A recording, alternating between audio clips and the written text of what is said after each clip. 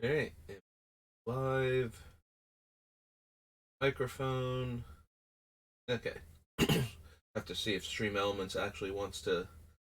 Oh, hey, you're back, Stream Elements. Didn't want to tell anybody last night that I was playing the Final Fantasy VII remake, though.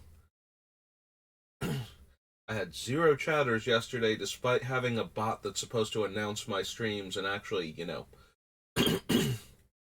talk during my streams, if only to announce that they're actually up and running so that, followers know. So, good job, Stream Elements. I'm proud of you. Yeah, I'm feeling a bit congested today. Think it's all allergies though, because I did not get particularly worse from the other day. In fact, everything kind of cleared up later in the evening, so. But yeah, I have all kinds of seasonal allergies, so different tree pollens and whatnot mess with me. The worst ones are the winter ones, though, because those always give me, pine trees seem to be the worst, so. Which used to always make me, sick around the holidays, because I would be snuffling and sneezing, and then I'd wind up getting a sore throat because of all the post-nasal drip, and.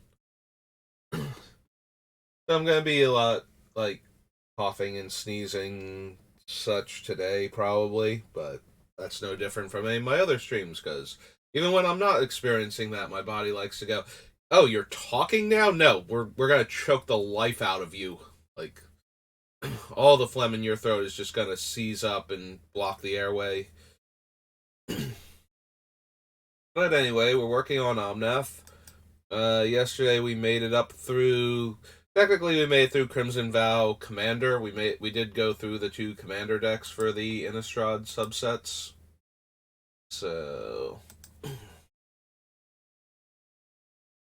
we are technically on Invasion.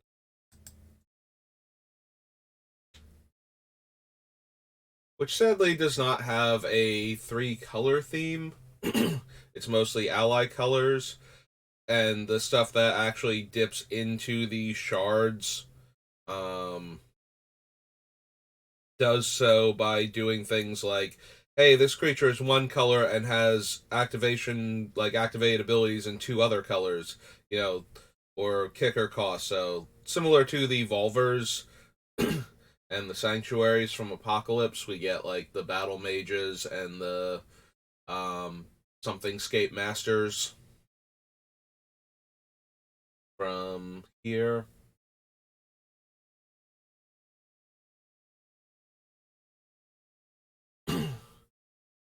We need Absorb. No, to Aether Rift, because if we get anything cool, somebody will pay the 5 life, and that's not super helpful.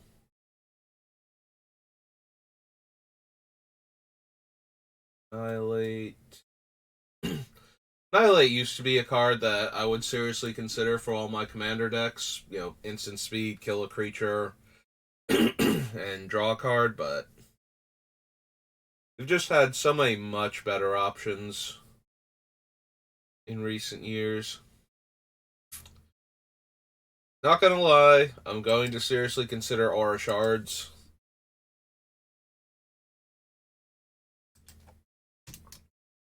It does not meet the requirements for Omnath's trigger, but my god, does this thing just mess with so many decks. If you're going to be putting creatures into play, even 1 per turn, Aura Shards is silly. There's always going to be an artifact or enchantment to target pretty much throughout the entire game, but some decks rely so heavily on their own artifacts or enchantments and don't have great interaction for Aura Shards. Especially black-red enchantment matters decks. My Mogus deck gets pulled apart by Aura Shards if it resolves. Just because I have no aside from Feed the Swarm, I don't think I have anything that doesn't blow up the board that kills Aura Shards, so. And I am not a fan of Chaos Warp. I know, if I were mono red, I would be a bigger fan of Chaos Warp, but I just do not like running it. I would rather run almost anything else for enchantment removal. I would rather blow up enchantments with, O stones and whatnot than have to Chaos Warp and hope that I don't hit something else. I don't know. I always imagine worst case scenarios with Chaos Warp, even though, statistically speaking, you're going to hit a land a lot of the time, or, you can hit instant sorceries. There are other cheap cards that aren't super important. There's like a whole list of things you can normally hit with Chaos Warp that wouldn't be as bad as the thing you're getting rid of. And yet I'm always sitting there going, yeah, but I am the kind of person that will Chaos Warp something into the like 5 cards that are better than it that were in that person's deck. Oh, you got rid of this? Well, here's my Terastodon. Guess I'll blow up all your stuff now. You can't see me, but I've thrown my hands up in the air and I'm shaking my head like, really? This is what I hit off Chaos Warp?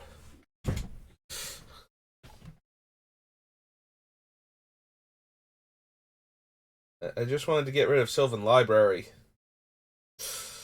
This seems uncalled for. Alright, so Aura Shards. No to Baron Spite. Unmaking. Assault and Battery.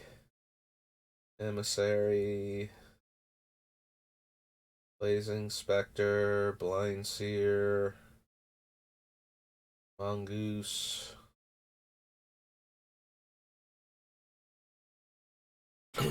Alright, if we actually care about the legendary cards, and we might,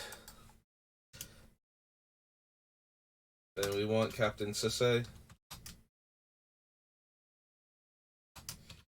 Human Warrior?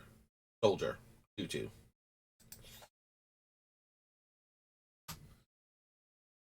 Yeah, if we wind up with most of our big scary spells being legendary, then Captain Sisse is pretty decent.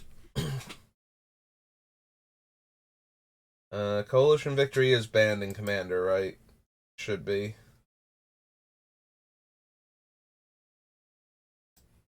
I have trouble remembering. Yeah, there it is.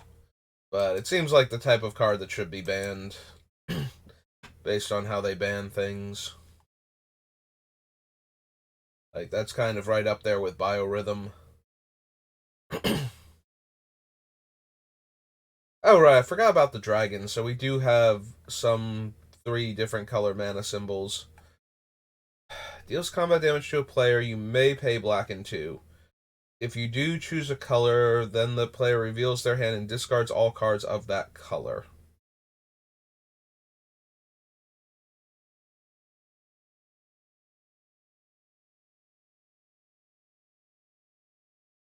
I mean, it's no Nicol Bolas, but it also doesn't have a Grixis mana upkeep cost every turn, so.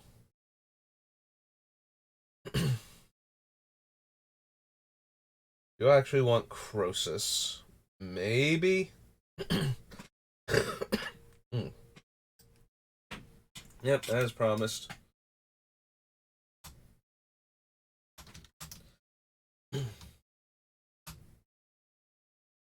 Three, black, red, dragon. Actually, does Crosis get the Elder moniker? No, he does not. Okay. Couldn't remember if he did or not. Blue or red creature from your graveyard to your hand. Meh.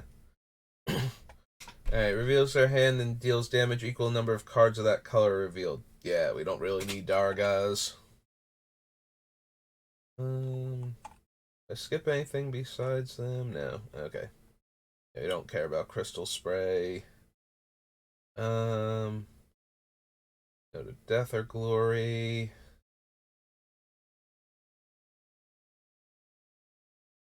Go to Strosis.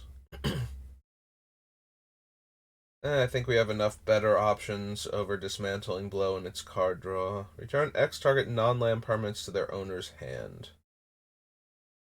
Eh.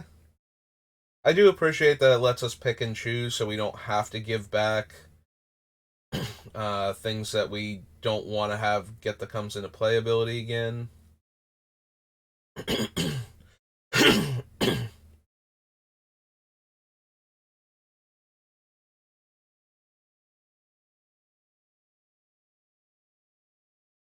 Return all creatures of that color to their owner's hand.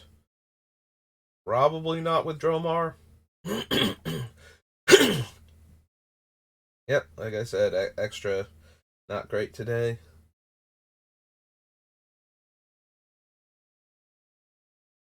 I don't need the Empress. Factor Fiction, no. Fires of Yavimaya. We do have a lot of big dumb things that I would like to be able to attack with. I might be in the market for fires.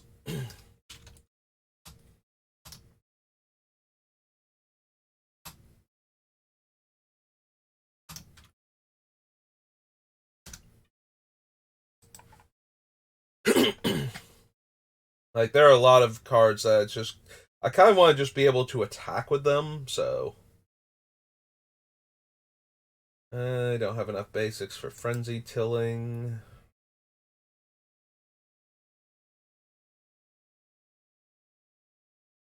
Go to Gitu Fire. Probably not Tahana.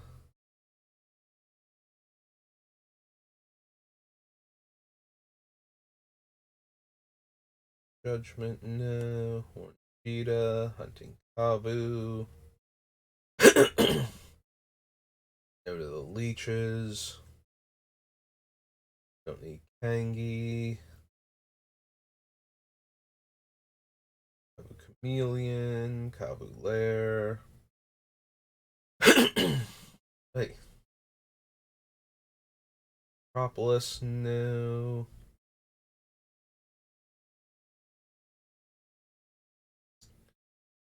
No. No.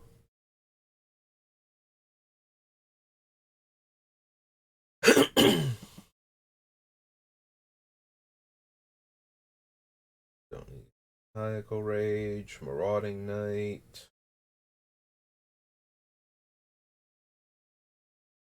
Gearstorm. Ugh.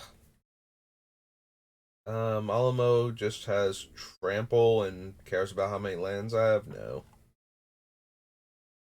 Yeah, there's one of the scapes. So Nightscape Apprentice has 2 activated abilities that are smaller, and Master has 2 activated abilities that are bigger.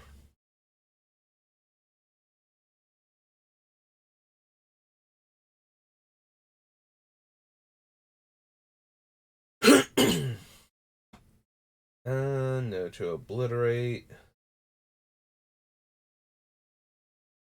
Abundance, Overload, Phyrexian Altar, Delver.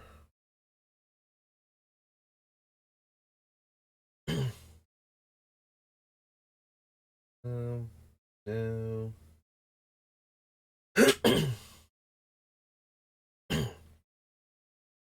I don't think we need Pyre Zombie.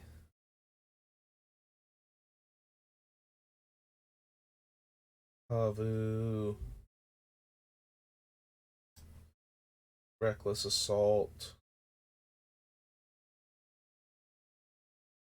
Recoil. Restock. Ray of Dawnbringer. I think I would rather just have Debtor's Knell. Like, it's all graveyards and isn't as vulnerable to removal. So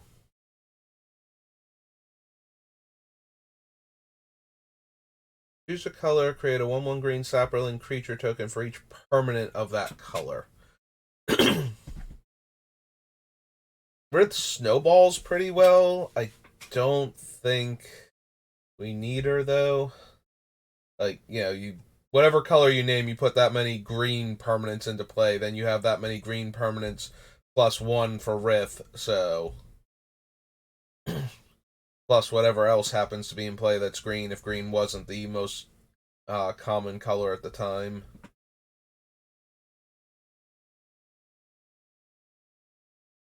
But yeah, I don't think we need Rith. Like an army of 1/1s is not quite what this deck is all about. Though it certainly could be.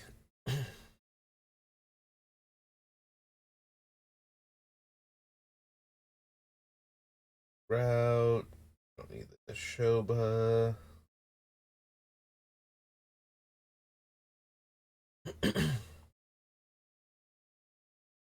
Here's Vision.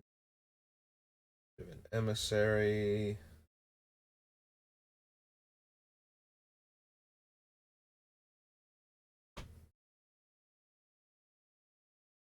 Mr. Skizzy for anything. Smoldering Tar. Good old Spinal Embrace. But yeah, very difficult to have the mana for that. Like, yes, we'll have the mana, but we'll only have the black portion of it. The blue will always be gone, so we need double blue in order to cast it during combat.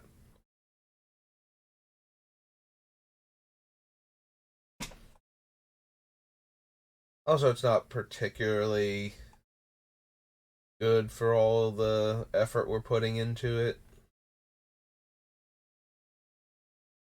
compared to other things this deck could be doing.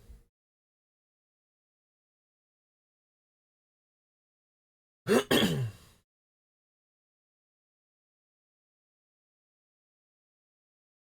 think we need the Moat, Temporal Distortion, Thicket Elemental, Thornscape, and Thunderscape.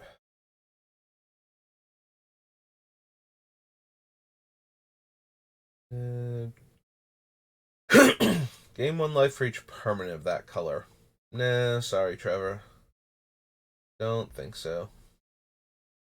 Sabo Tavok. Sabo's Tree. Sabo's Web. Undermine.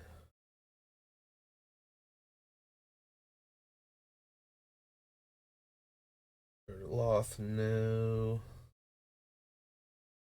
Bile Consumption. Void. Voracious Cobra.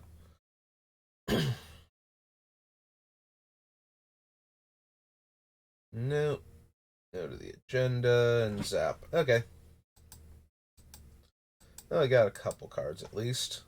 It's Invasion.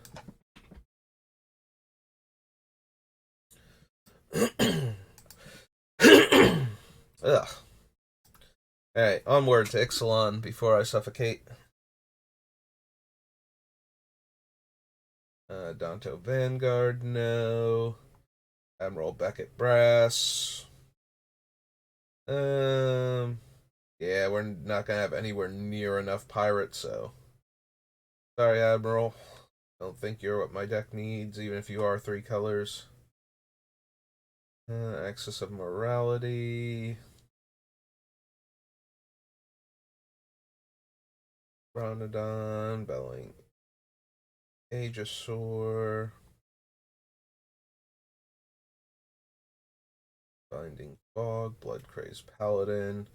Boneyard Parlay. Burning Sun's Avatar. Deals 3 damage to target opponent or planeswalker and 3 damage up to 1 target creature. Yeah, it's kind of underwhelming. Carnage Tyrant doesn't have enough green in him. And he's only okay, so. Yeah, if you're not going to meet Omnath's requirements and you actually have to be a card that I want in the deck anyway, so. Just being a big dumb creature with a bunch of keywords isn't gonna help when I could be getting that from, a card that will also add 3 mana every time I reveal it off of Omnath. No, no. Yeah, that might be the only thing I have going for me as a guidepost for picking cards for Omnath.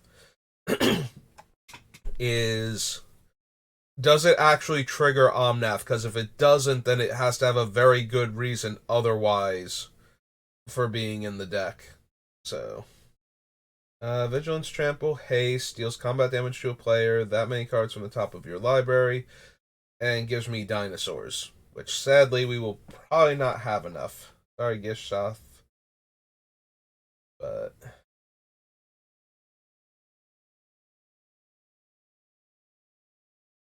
yeah, like, I can see us running the other one, the 3-headed one, in this deck, but I don't think we can run like a dinosaur focused one, even if it does have a bunch of useful keywords, including haste, so that way I actually get to attack with it.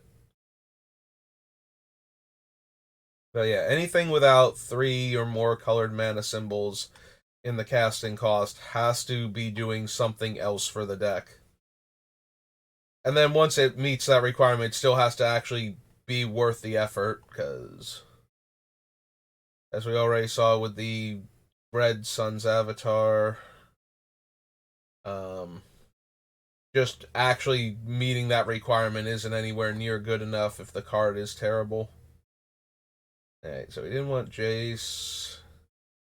We can do better than Kinjali.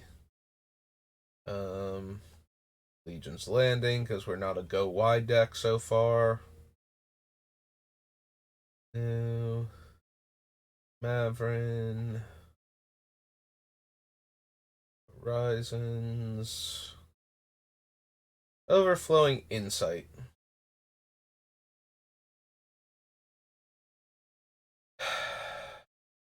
Probably not. It is okay in our deck. Like, it would be playable, getting a fresh hand of 7. But we're going to have our normal max hand size limit, so. Because we do not have room for Reliquary Tower, I don't think, in the mana base. Technically we do, but I have 3 non-basic land slots, and I'm not going to, like, commit one of them to a colorless land that does not ultimately fix in some way. Unless it has an insane ability, or we literally just have room for it, and it's like, okay, we have the room, and I am not doing anything else with it, so we might as well have no max hand size. Tortooth, Rampaging Ferocidon, Regisaur Alpha. Yeah, none of these.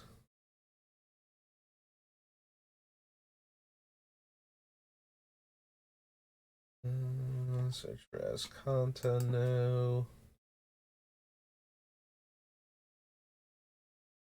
Settle the Wreckage. Vapors.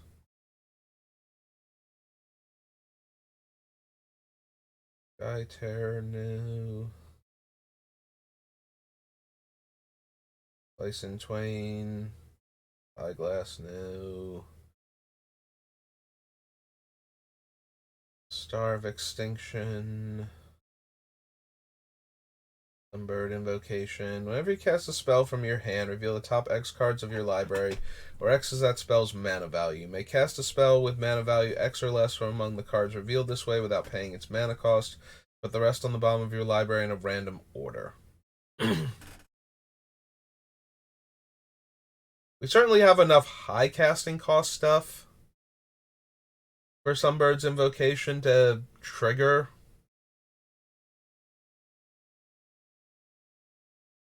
I don't know that we need the Invocation, though.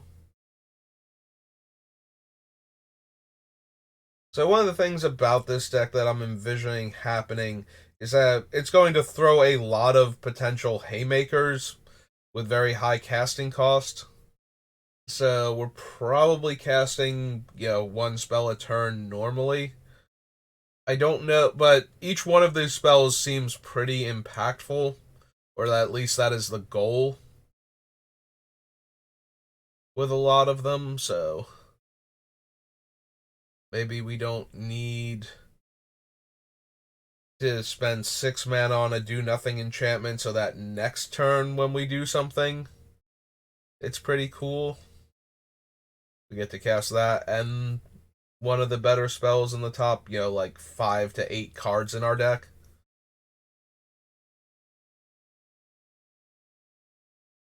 Hmm. Yeah, I don't think so. I think we're gonna need Sunbird's Invocation. It is a little tempting though, since like I said, a lot of times we're going to only be able to cast one spell in a turn. Each equal number of cards in your hand. You have no max hand size. Enters the battlefield. Draw a card for each creature you control. Yeah. Again, one big spell each turn, not a large number of little spells, so they're unlikely to have enough creatures in play. And the Green Sun's avatar doesn't have triple green in the casting cost. Not that we would run it anyway. I don't think I need to gain life based on toughness. If you cast it from your hand, destroy all non-dinosaur creatures. Yeah, like all wraths. The fact that it hits Omnath and might not hit everything else. I would much rather have a thing that didn't destroy all non-elemental creatures. Alright, so after Ixalan, have Journey, then Judgment, then Jumpstart.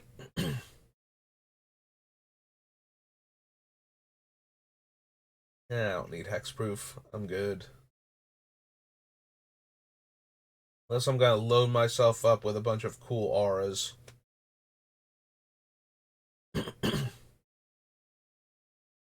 Johnny, no. Armament of Nyx.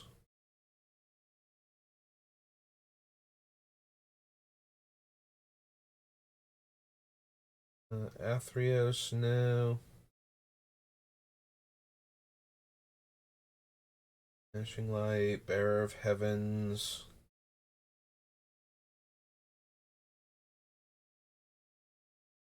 There. No. No. Sign to Dust.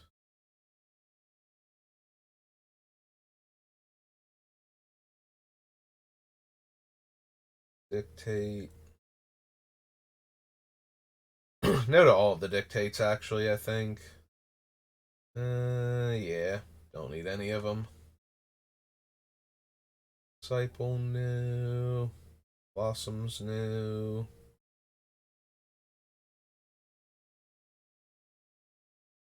Okay, the fonts. Nope, none of these are particularly where I want to be. By Force, Hero's Bane, Tumbler of Mortals, Broodmaster, Gods, because they only have 2 colors in their casting cost, and I don't think I need any of them really.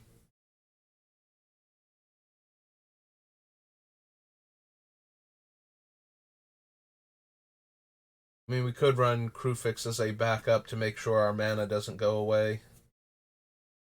The steps and phases change.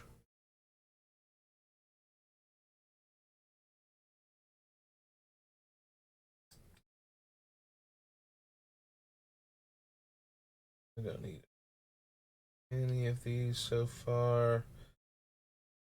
Not thrilled with Farika. No.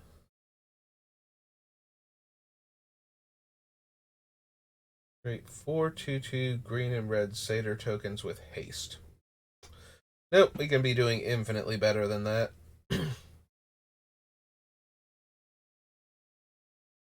Yeah, that's the other thing. We're in Theros, and large numbers of colored mana symbols are actually kind of unbalancing because then you get your entire devotion from one other card being in play to turn your gods on or to just get, like a ton of value out of something. So for the most part, it is only at most two colored mana symbols in the casting cost of things.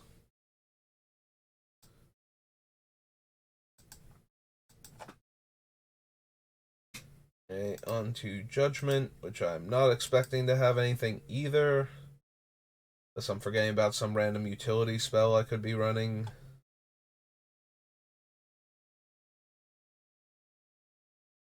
Nope, nope. Balthor. Burning.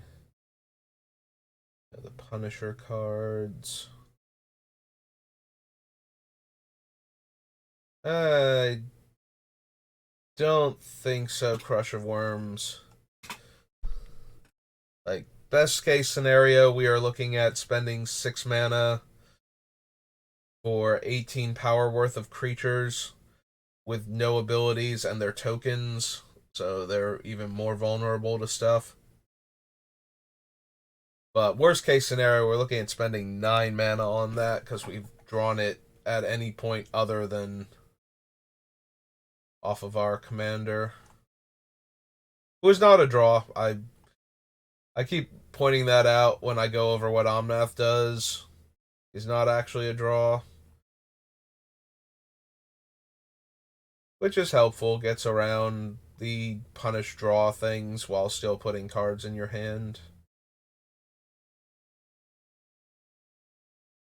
And unfortunately, there aren't many, if any, cards. All right, there's right. This is where we get Croson Verge from, so we do need that. Is one of the like 37 lands that we already have committed to for this deck's mana base. So do need to add that to the list. Yeah, we're not using the wishes for anything. I don't think I need Mirari's Wake. Wake is not terrible because it helps us cast the things that we're not getting discounted for Omnath's ability, but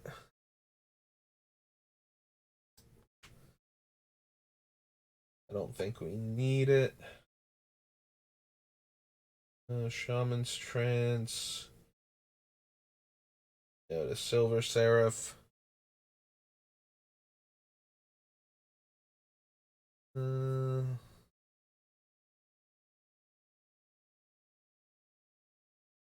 yeah, Spelljack doesn't work.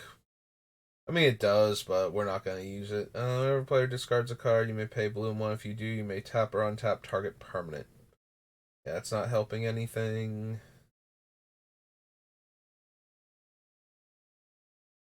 Tunneler. No. World Gorger Dragon, no. And the Wormfang creatures. Okay. So, aside from the land, nothing from Judgment. Kind of where I thought we would be. Onward to Jumpstart.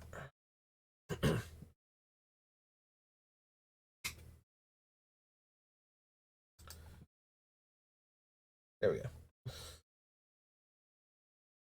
Jumpstart doesn't work like the other ones, right? I can't. They don't have like the newer cards listed lower and then. Maybe we do. Alright, so. Prevent all non combat damage will be dealt to you and creatures you control.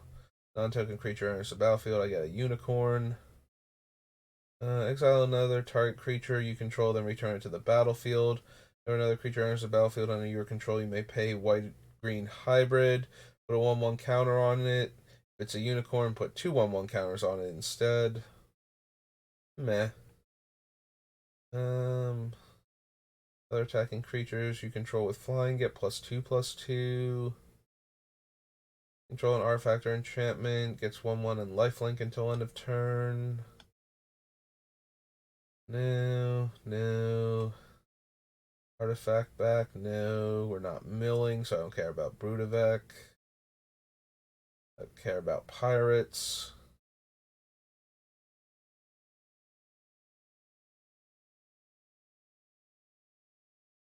Probably don't want Inyas. Go to Romos, Scholar, Kells. Don't need Tiny Bones. For the Moors. X damage to each creature and planeswalker you don't control, where X is the number of instant sorcery cards in your graveyard. No. Lightning Phoenix. Visionary. Living Lightning. No, we don't need Muxus or Sethron. Has first strike. Whenever another creature dies, deals 1 damage to target player or planeswalker. Nope. Yeah, don't need Zerzoth. Allosaurus Rider. No, one or more creatures you control fight or become blocked. Draw a card.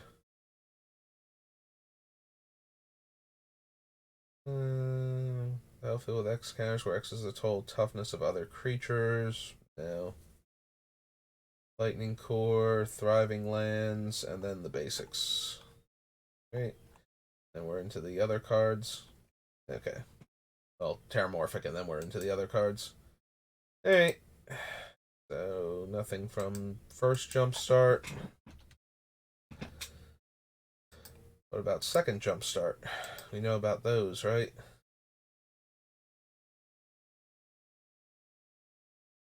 Flip this over. Alright. Becomes a type of an ability that targets only it. You can pay mana and have it copied. Blessed Sanctuary again. Becomes a type of spell ability for the first time each turn. Put a 1/1 counter on it. 3 or more gets flying. Frightmare. Chains of Custody. Till it leaves the battlefield. Gain 1 life, exile another target creature you control, then return to the battlefield under its owner's control. No. Catacombs. First strike. Zeppelin Maker. No, the Magistrate.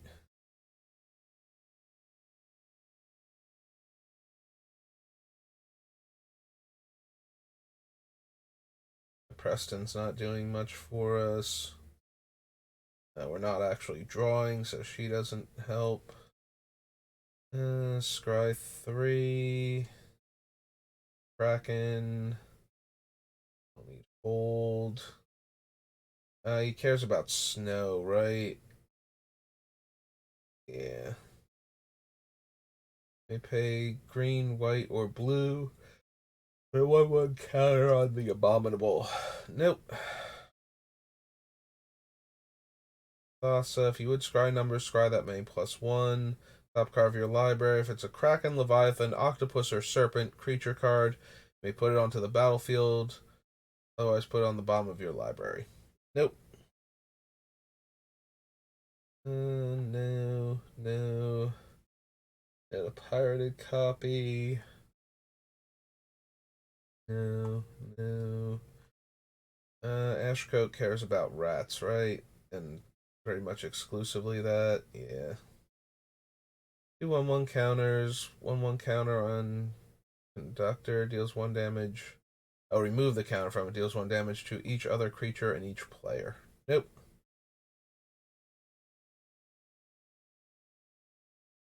Bloodsucker. Plot.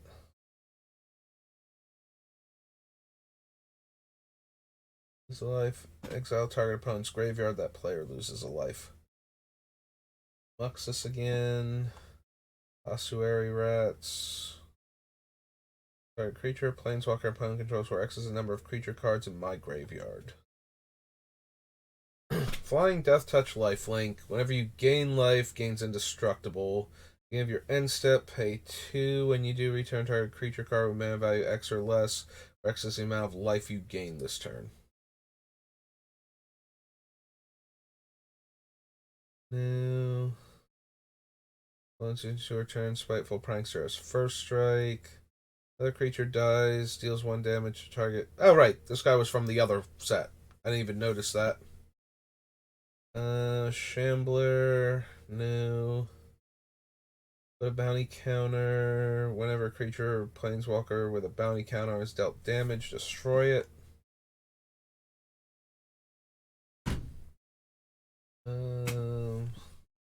If under your control, that creature gets +2/+0 until end of turn. With haste, activate only as a sorcery. Anti-blight, we're not damaging ourselves. Brazen Cannon deals 2 damage to each opponent.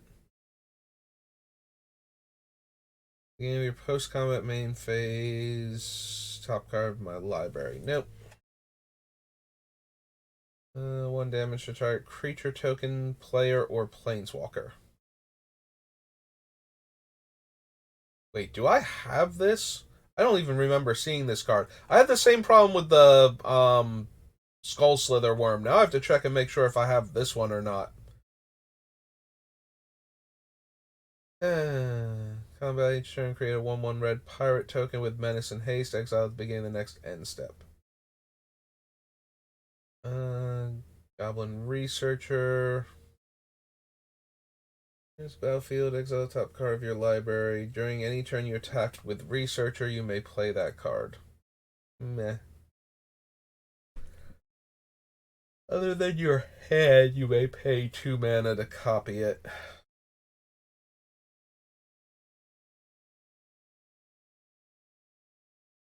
Battlecaster. Instant a sorcery card from your graveyard by paying 2 red in addition to its other costs. If that spell will be put into a graveyard, exile instead. When you cast that spell, it gets +X power, where X is the spell's mana value. Nope. Notice the battlefield, you may discard a card if you do draw a card. Still technically need Benevolent Hydra. I do not have one. X1/1 counters. If one or more 1/1 counters will be put on another creature you control, that may +1. Remove one of the counters from it. Put a 1/1 counter on another target creature you control. Mild-mannered librarian.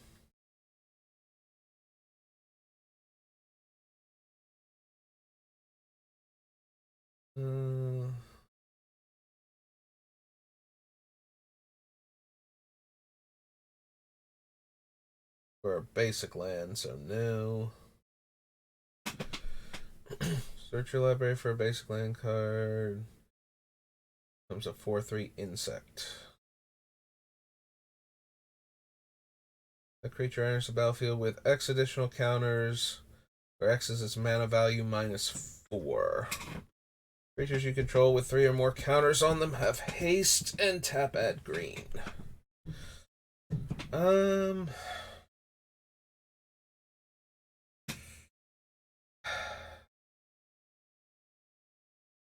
So it has to cost 8 or more in order to get haste from her. I don't think we need that then. +1/+1 and trample. Nope. Raise mana value among creatures I control. Play lands and cast insect spells from the graveyard. Put on the bottom of its owner's library, then mill 2. Target insect gets +1/+0 and gains Death Touch until end of turn. You have Replicator, Infernal Idol, Instruments of War, and Planar Atlas. Then the alternate artwork cards. Okay. That was Jumpstart 2022. Kaladesh. Yep.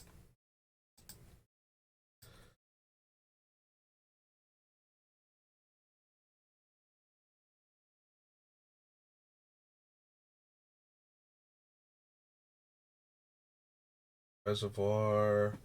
Ancient. No, no.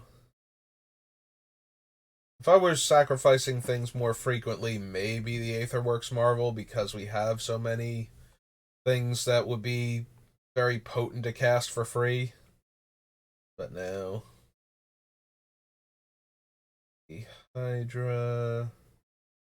No. Chandra, no.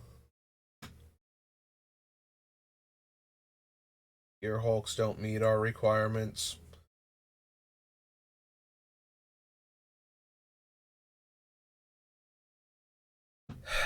Demon of Dark Schemes is a little bit tempting. I do like the demon.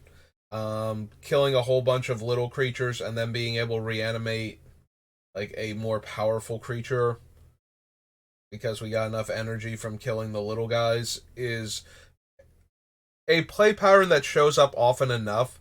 Also, creatures just dying naturally. Sometimes you get to activate the demon that way. So yeah, I have run the demon as the only energy source in the deck to power his own abilities. I do think he's okay for that. We're probably not going to have enough room for that. I probably just want the Massacre Worm if I want the -2/-2 effect. Also, the demon does hit all of my creatures, where the Massacre Worm does not, so that's another point in Worm's favor. I couldn't remember which one was which. I'm actually like rereading the demon while I was talking about just to see if he was the one that hit my creatures or not, and he is, so you can probably sit this one out. Oops. A little too fast now. But yeah, I wasn't not running any of these so far, so nope.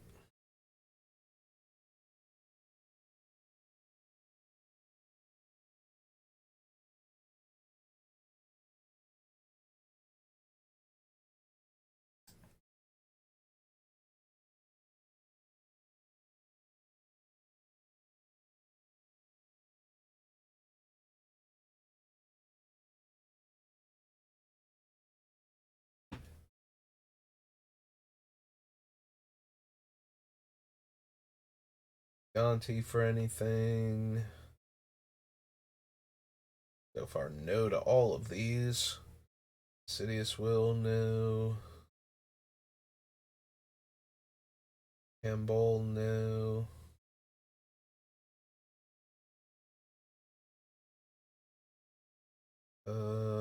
Marionette Master. Yeah, this is just one of those things where none of these are likely to make the deck because they neither meet the requirements nor do they have anything going on for them that's so good. It's like, oh yeah, no, I should be running this in my 5-color deck.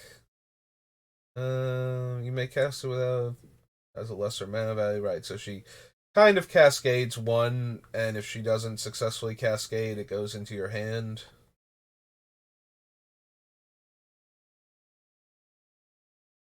I think we need artistry for anything.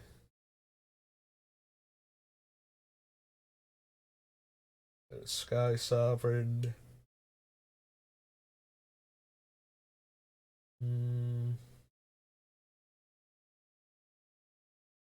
Yep, so far nothing of interest. Kaladesh. Pretty sure that's just how it's gonna be, too.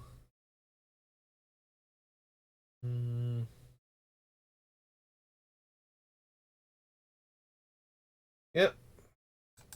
There's just nothing in here that's particularly good for what we're trying to do.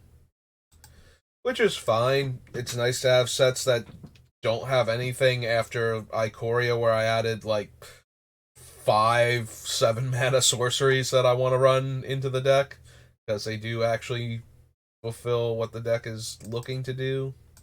Alright, onward to call time. Another set where I'm not expecting too much, but maybe there's something. Don't need Epiphany for anything.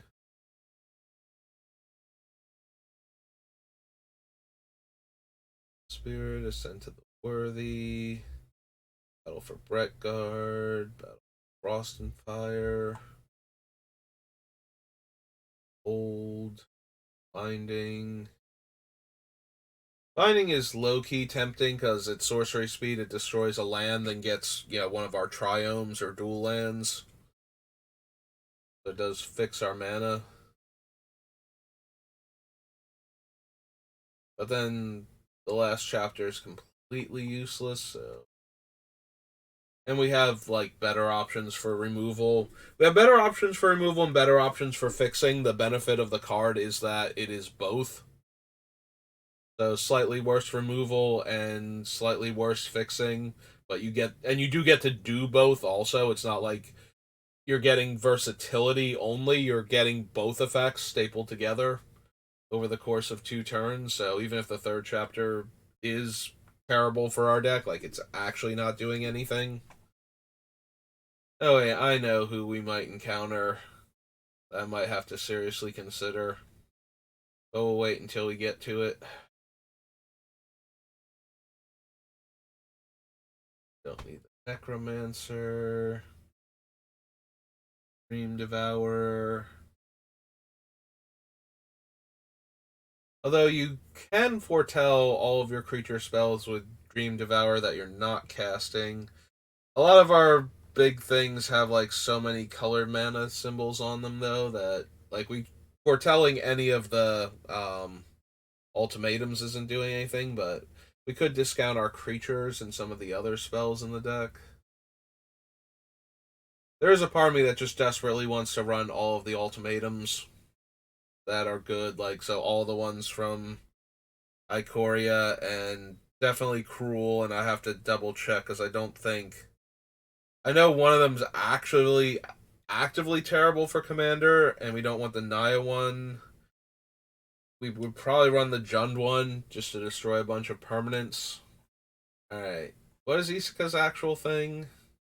One man of any color. Other legendaries have vigilance and tap. Add one of any color. Beginning of your upkeep, reveal cards on the top of your library until you reveal a creature or planeswalker specifically. Rest on the bottom in a random order.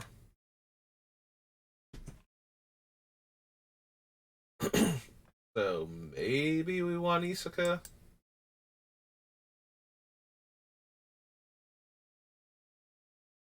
We probably want Isaka if we care about the legendary sub theme at all that some of our cards are hinting towards.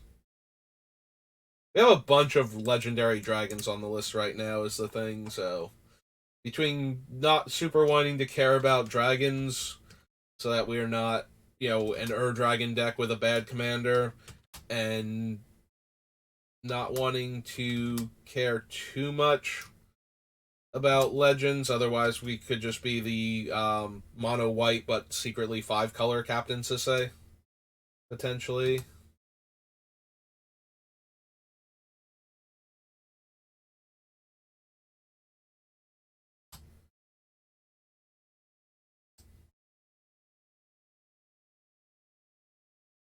Black, red, green. Yeah, I'm blanking on her. Try like if it's the Prismatic Bridge or Rainbow Bridge. So when we see it, I'll add it in, like what the name of her backside was again, because I've already forgotten.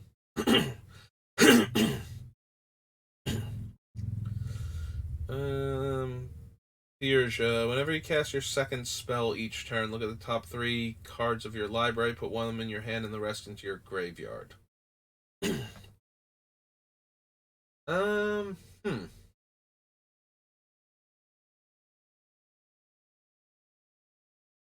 See, this is one of the ones where something like Sunbird's Invocation, now I'm thinking about, it's like, that would be very easy to do, and we would then get another card out of the top three of our deck.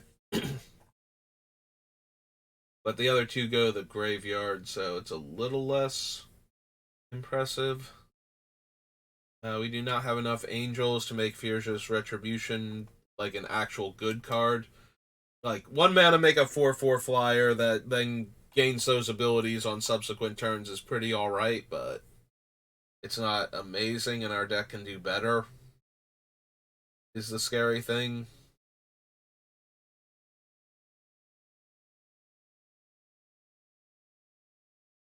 Protector, I don't think we need Goldspan Dragon, although it would not be terrible in this deck.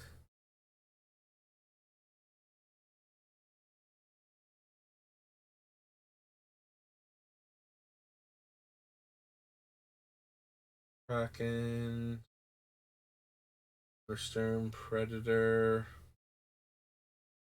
Ignano.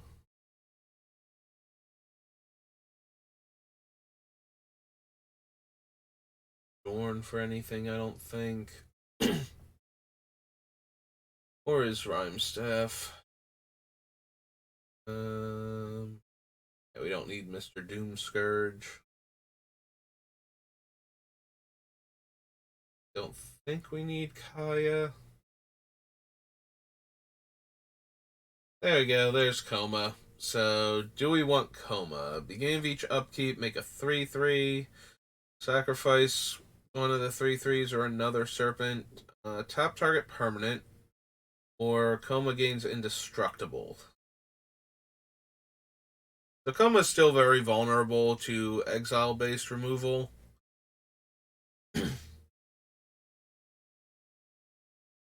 We could run it, though. It's can't be countered. Every upkeep, I'm getting a 3/3, so that kind of falls in the same category as like a Verdant Force, only the creature token is much more powerful.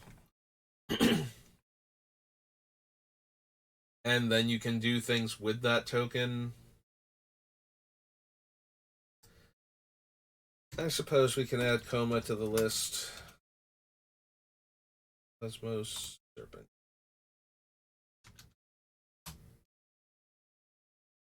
3 blue, blue, green, green. So it's a Serpent. 6/6.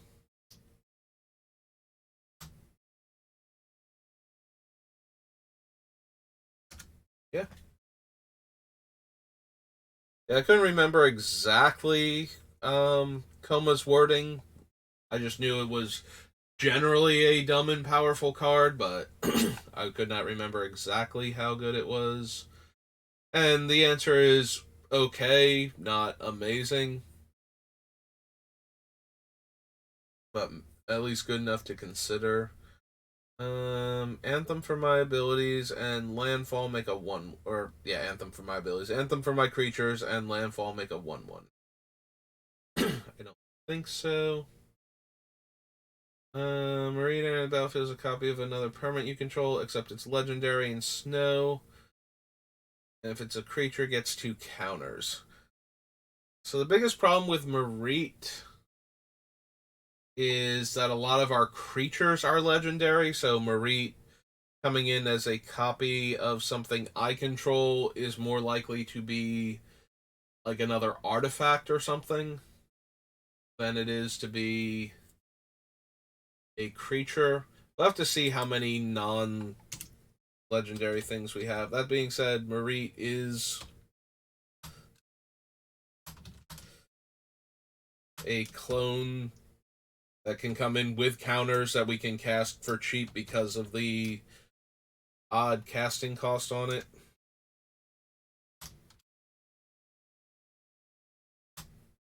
And Marit is a 0/0. So we will at least consider Marit. We'll have to see what the rest of the deck looks like, because if it's not close, then we won't bother with it. I don't need Narfi. Alright, Nico, what do you do again? Enters with X shard counters. or not shard counters, shard tokens. Enchantments that have 2, sacrifice this enchantment, scry 1, draw a card. Can't be blocked this turn, and then it bounces.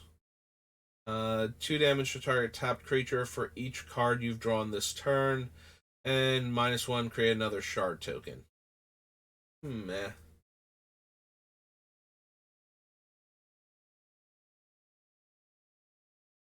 Or enchanting a forest I control, and it has tap, add green green, or 1 tap, sack this land, make a 4/4 tap troll token. Trample. Nah, I don't think so. Like, it's okay, but lots of things are okay. We want better than okay. Um, Search your library for a basic land card, reveal it, put it in your hand, then shuffle. So, not great. Gain 2 life, draw 2 cards. One of our opponents loses 2 life, deal 2 damage to 1 target creature, and make a bear. Nah, we can do better. Like, it is okay, like, drawing 2 cards, draining somebody for 2, like, all of that is fine. Like, small enough to add up to something okay, but again, we can do better for our 5 mana investment, so.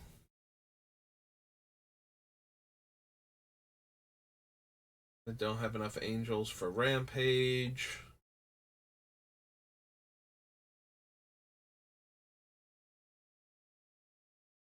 Don't need the runes. So Rolf.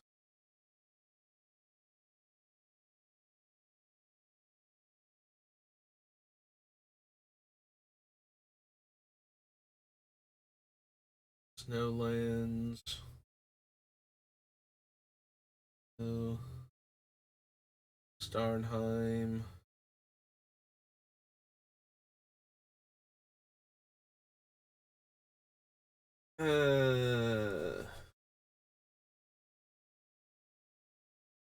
This fella is okay, not amazing.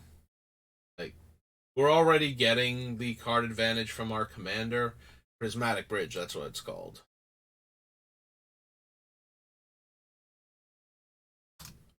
Oops.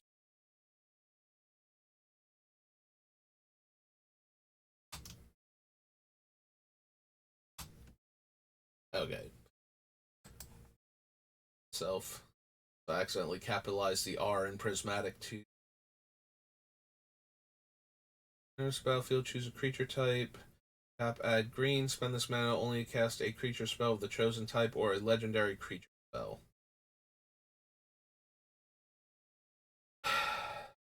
Do we want the World Tree? We are probably not running enough gods to merit the World Tree, so. Like, I'm going to guess no. Even though, we hit 6 lands, all of our lands suddenly just tap for mana of any color, and that is. I guess I still have to consider that as one of our, 3 land slots.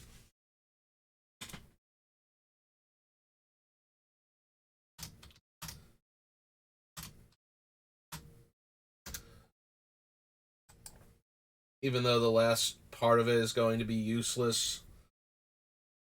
Like, it's not amazing in our deck, but it is helpful being another prismatic lantern or whatever it's called.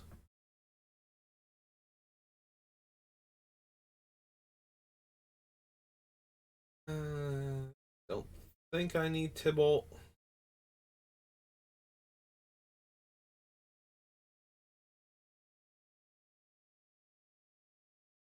He's not terrible.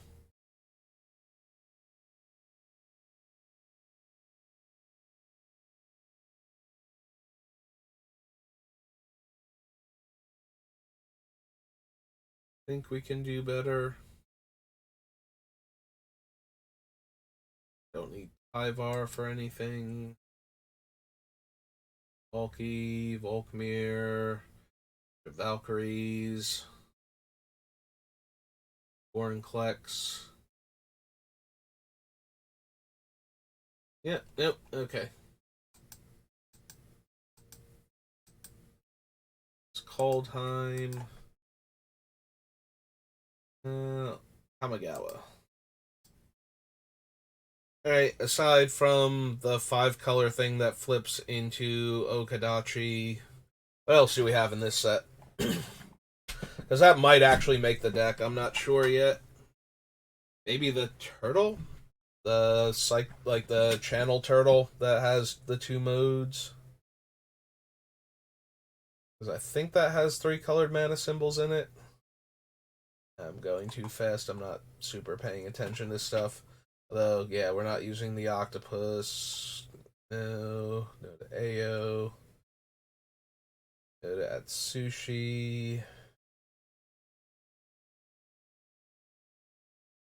I don't think we need gold. Oh, right. We also get the invocations from this set, so there's a very real chance we'll be running those. Return all artifact and enchantment cards from your graveyard to the battlefield. Real quick, because I'm not on the thing yet. How many arts do we have? 8? Timeless Lotus, Chromatic Orrery, Mansphere, Prismatic Geoscope, Naked Singularity, Crucible, Top, Coalition Relic. Alright. What about enchant? We have Bard class, which probably isn't making it. Fiery Emancipation, Necropotence, Aura Shards, Fires, Debtor's Knell, Braid of Fire, Maelstrom Nexus. And technically the Prismatic Bridge, but it won't be able to see her because that's the backside on her.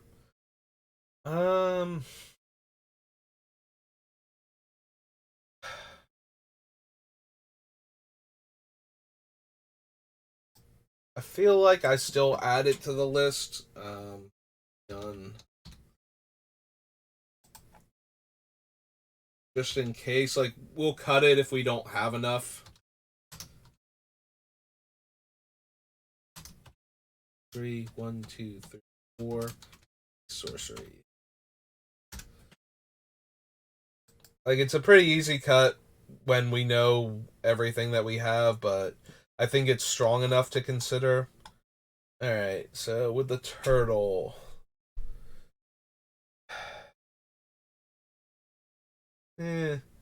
Like the turtle does technically fit our requirements and it does have decent versatility, but none of the effects are so good that it's just like, yeah, no, I will definitely run this. Like if one of the modes were something where it's like, no, I need that for whatever reason, and then we had the option for the other two, I'd be way more inclined to run it.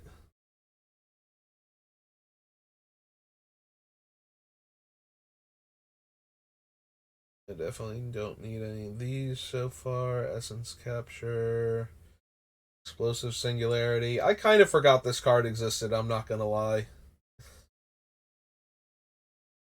I mean, Fable is fine, but with how many legendaries we already have, making token copies of them seems not great. Unless he can't target a legend. That's what it was,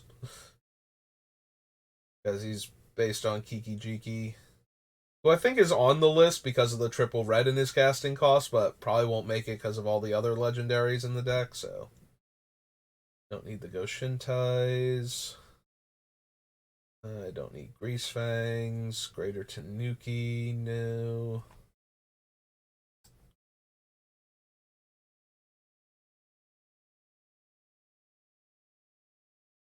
No. Hidetsugu. Spells you cast cost 1 less for each target. Spells your opponents cast cost 1 more for each target. I don't think any of our things have the combination of I have a ton of targets and I have enough colors in my casting cost, but still have the colorless requirements for Hanada to actually be good. Like that's a weird Venn diagram of it basically has to cost like 3 colors of mana and then X and be able to target a bunch of different things, and then reducing the casting cost by the number of targets has to make X more viable. Like, if the thing does like 1 damage to each of up to X targets, or puts 1/1/1 counter on each of up to X targets, then it's not helping me at all. But if it's like deals X damage divided as you choose among any number of targets, and it gets a little better, and so on until we get to the part where we're casting it for way cheaper. Yeah, I don't think Hinata's actually where I want to be at. Okay, so what are my options with the invokes again? Because Despair has a high chance of making it despite only wrecking 1 player. But the rest of them, I don't think so. Maybe Justice. With total mana value 6 or less from your graveyard or your hand without paying their mana cost. If they would be put into your graveyard, exile them instead and exile Invoke Calamity. If it weren't 6 or less, because all of the ultimatums are 7. Like, if it actually could hit 7 drops as the baseline, I might seriously consider Invoke Calamity. Alright, so Invoke Despair has the potential to make it just because of how the deck is. Like, if we don't spend mana and it's in our pool, it turns black, so it's pretty easy to float mana when we don't use it while we have our commander out, and just get a big pool of black mana going, and then we can invoke Despair whenever. And it's most likely going to like kill a creature and an enchantment or a planeswalker and draw us a card, so I'm okay with that. Or kill a creature, let us draw 2 cards.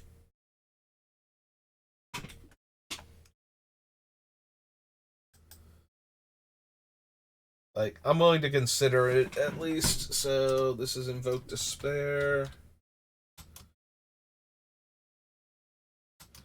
It is 1 and then 4 black. Exclamation point. 1, 2, 3, 4. It's a sorcery. Alright, what does Justice do again? Turn target permanent card from my graveyard to the battlefield, then distribute 4 1/1 counters among any number of creatures and or vehicles target player controls.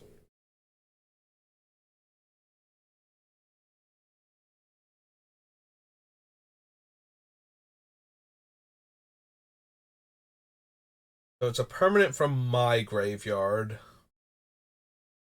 A lot of my stuff is only making it into the graveyard if it dies, which means it was already castable. Like, we're not discarding some, like, 10 drop and then invoking Justice to get it back.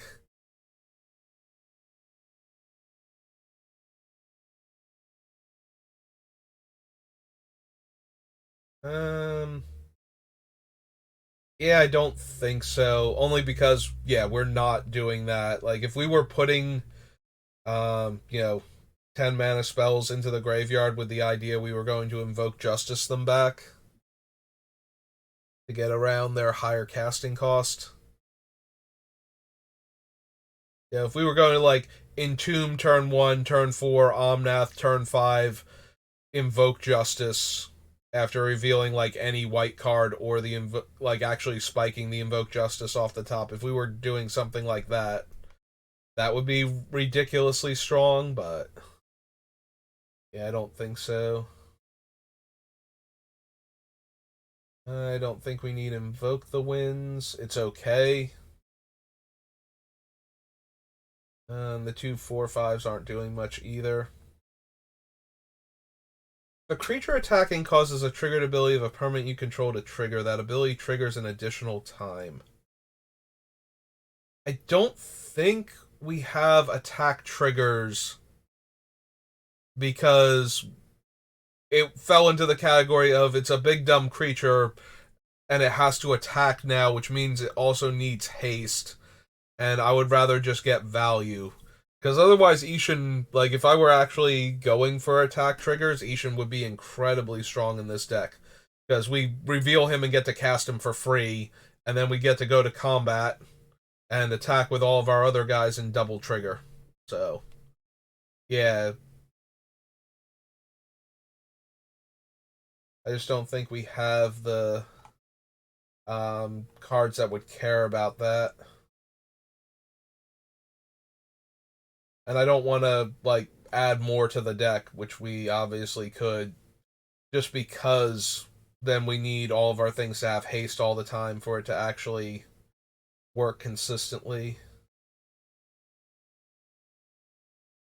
Don't need Kosei. I don't need Kyodai. Light pause, no.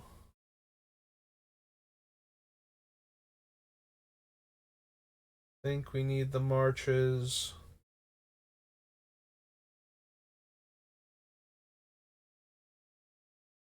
Although there is a tiny bit of temptation for Otherworldly Light and Wretched Sorrow, because we can very easily like float mana and then cast them.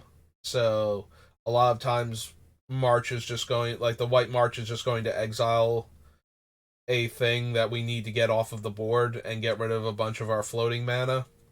And Sorrow is again going to do the same thing and gain us some life at the cost of not being able to hit as many things.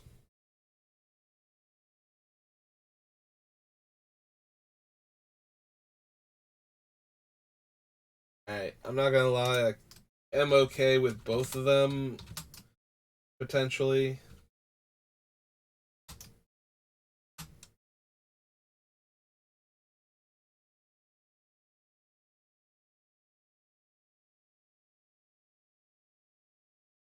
X white and an instant.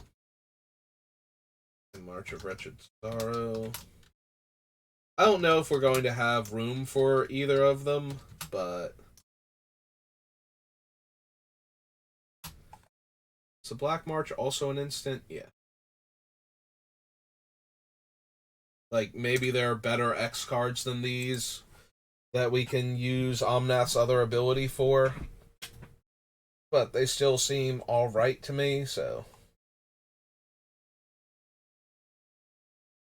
I want to at least consider them. I think we need Naomi, don't need Nashi.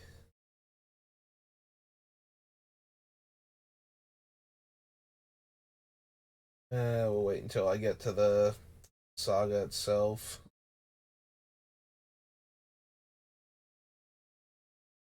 Only call Anvil, we don't have enough artifacts.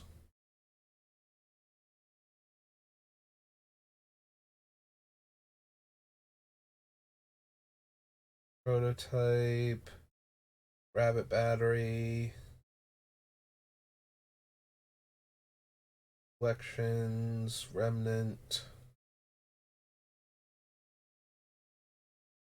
Rysona,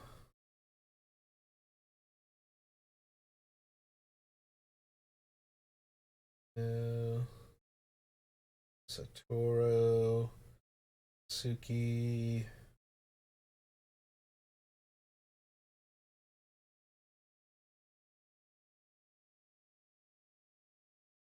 I said no to Satoru, but we do have a lot of high casting cost creatures in the deck. A bunch of them do have, like, flying because they're dragons.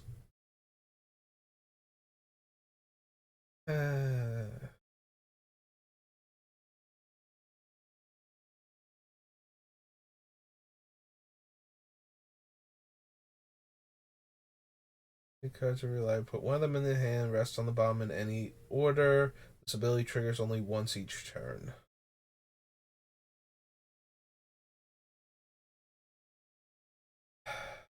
I still don't think we need him, though. Like, it's just trading one of our big scary creatures for another one a lot of the time, so it's not like we're getting any actual benefit.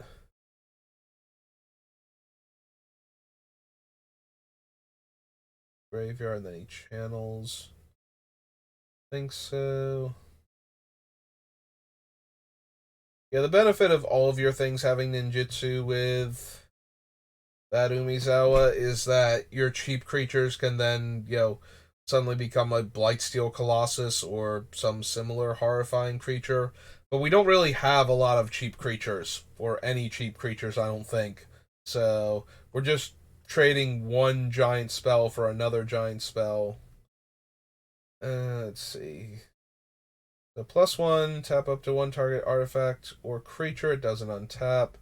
Exile target non-land permanent card with mana value X or less from the graveyard and create a token copy of it. Yes. Sadly, Evil Tamio is not going to make it then. Like, too much of our stuff has too high casting cost for a -X. Alright, so exile a non-land permanent. Return up to one other non-land permanent to its owner's hand, then each opponent discards a card. And then we get the thing that keeps bouncing cards from my graveyard to my hand of opponent's choice whenever it attacks.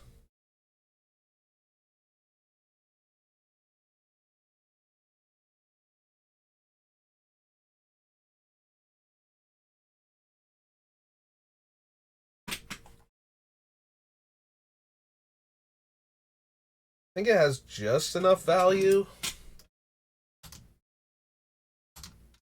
to be worth it. Black, red, green.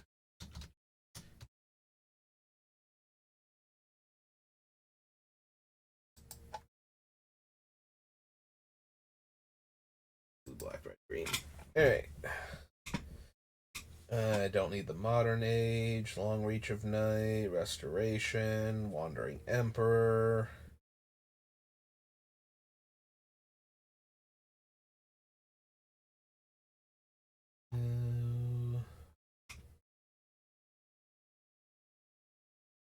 Nope.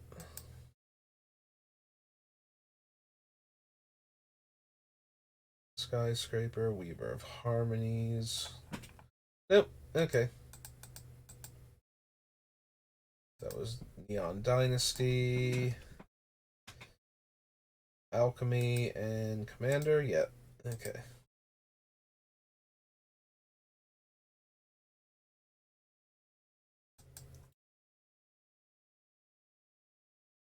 Attacks if defending player controls more lands. No. Untap all creatures you control during each other player's turn.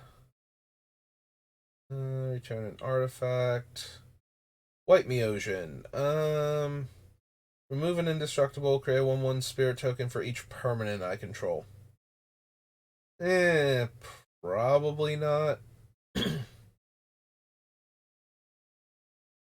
Swift reconfiguration, no.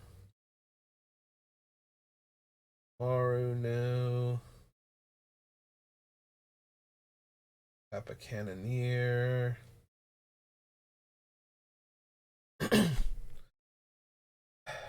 I guess we don't want the blue Meosian for the same reason, like too many of our things are legendary. So and it has to be a permanent spell. If I could copy the invocations 3 times, I might actually choose the Meosian.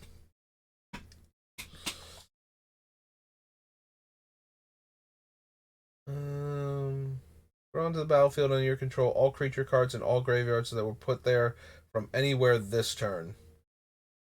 Feels like it's a bit too hard to set that one up. Although,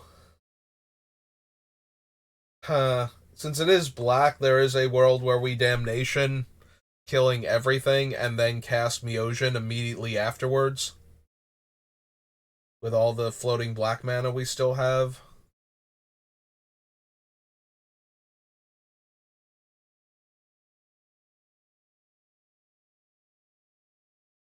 We would have to be careful, though, because if we put Omnath in the graveyard and then the Meosian gets countered, or the ability gets countered, then I don't know how we get Omnath back, because I don't think we're running a lot of reanimation spells. or ways to exile them from the graveyard, so that way we could choose to put them in the command zone again.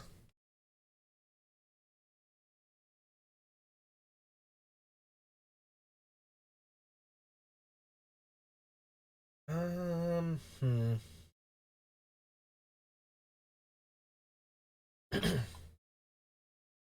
Alright, what else do we have? Like, what are the other Meosians and whatnot?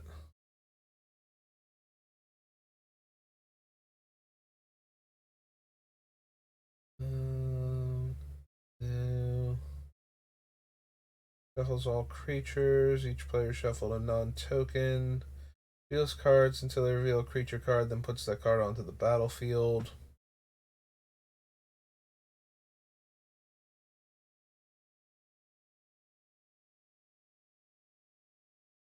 No.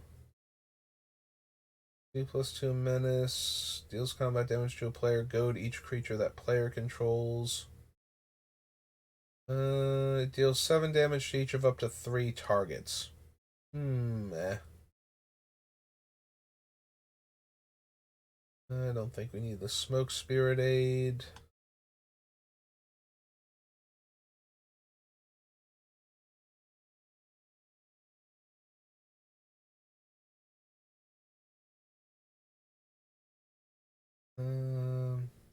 Whenever this creature attacks, it deals X damage to a defending player, where X is the number of cards in their hand. Whenever Unquenchable Fear is put into the graveyard from the battlefield, return it to your hand. Oh, right, all of them modify creature things from the one deck. I don't know why it took me this long to remember that that was a thing, but... there's the battlefield. For each 1/1 counter on... double the number of 1/1 counters? No. Counter on a draw card if you control an enchanted creature. 1/1 spirit if you control an equipped creature. Return target enchantment card from your graveyard to the battlefield.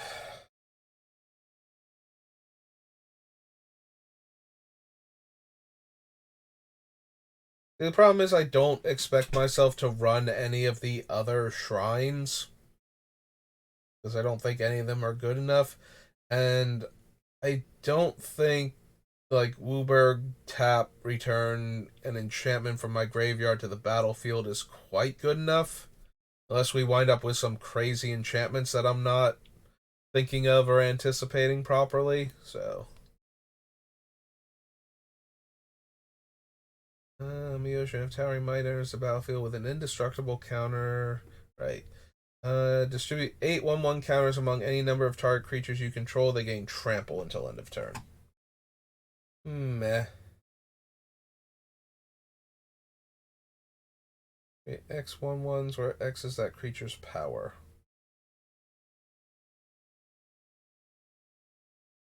With 2 counters, die, search my library for X basic lands.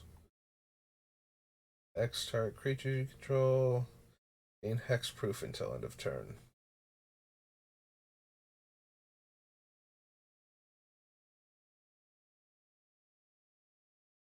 To its power until end of turn. You don't lose this mana as steps and phases end.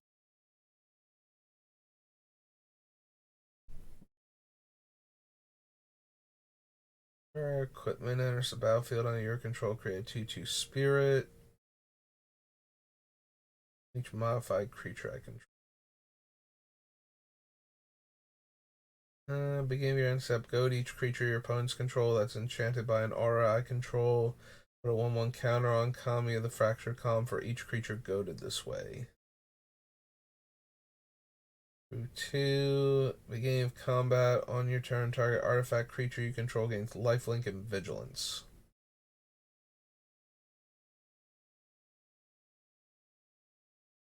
Pilot, and it has crew 8.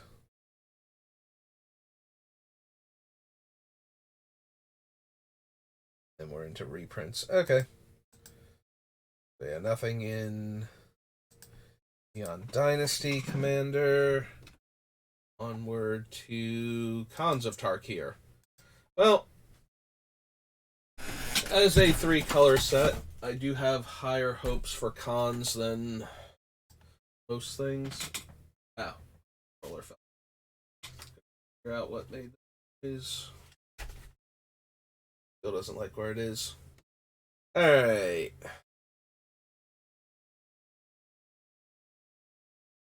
Do not need the Abomination. No to Absent Ascendancy.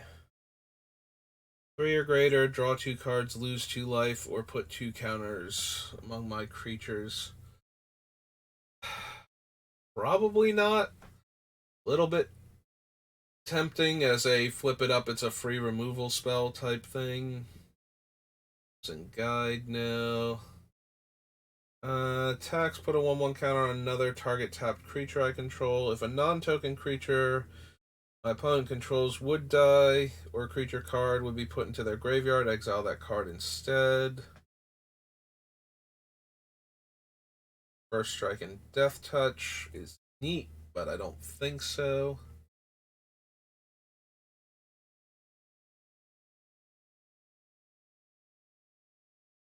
Or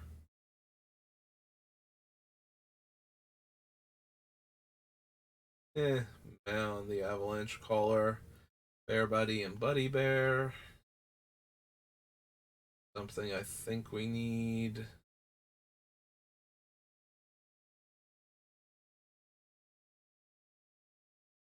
Lifelink or Haste. Nope. I don't need the Chiefs. 2 damage to each opponent. Sacrifices a creature with the greatest power among creatures that player controls. Meh. 2 time, no. Toon Blast. Choose up to 1 creature and destroy the rest. That one's kind of tempting, because then we can choose not to kill Omnath.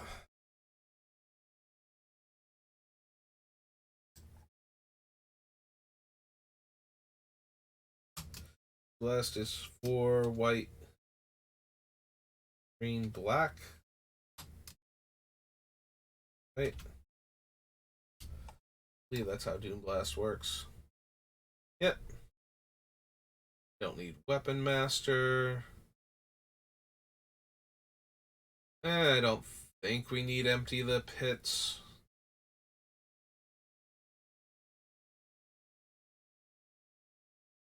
Train Technique.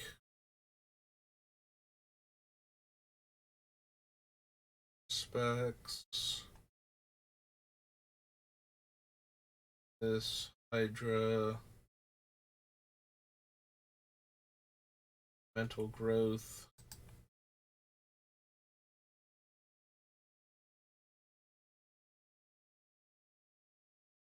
Fortress. Get +1/+1 and untap them. Whenever you cast a non-creature spell, you may draw a card. If you do, discard a card. Probably not. A creature on top of its owner's library, 4 damage to an opponent or planeswalker, +1/+1 and nope. You may pay black and 2. If you do, return a creature card at random from your graveyard to the battlefield. It gains flying, trample, haste. Exile that card at the beginning of the next end step. If it would leave the battlefield, exile instead of putting it anywhere else. Think so. No to Mantis Rider. Non-token creature you control attacks. Make a 1/1 goblin token that's tapped and attacking. Creatures I control get +0/+3. 4 damage to target creature.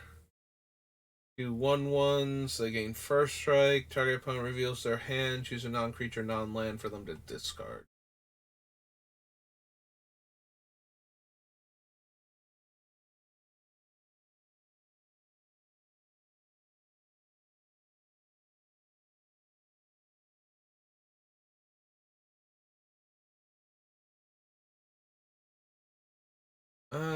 Attacks, exile the top 4 cards of your library. Until end of turn, you may cast non-creature spells from among the cards without paying their mana cost. Narset is super tempting if we're going to be running all the ultimatums. The problem is that if she exiles a bunch of creatures, they're just gone forever.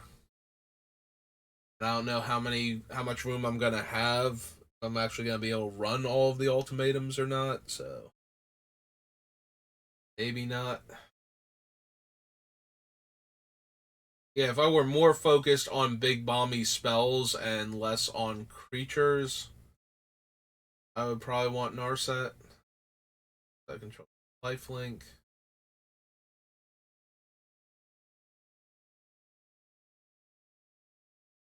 There's Hannah gains haste.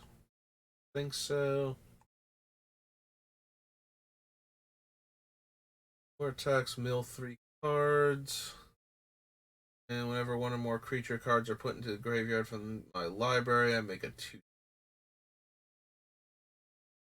Siege Rhino, Snowhorn.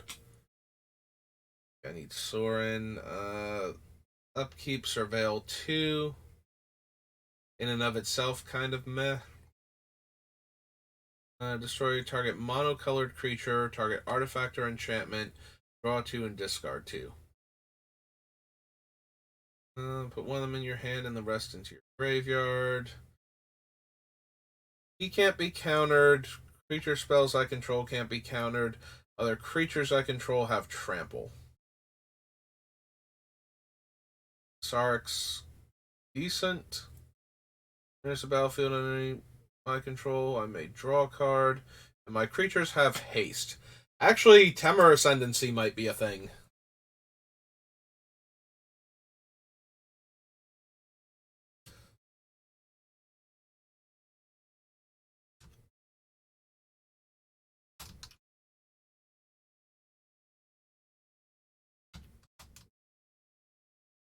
It's red, blue, green.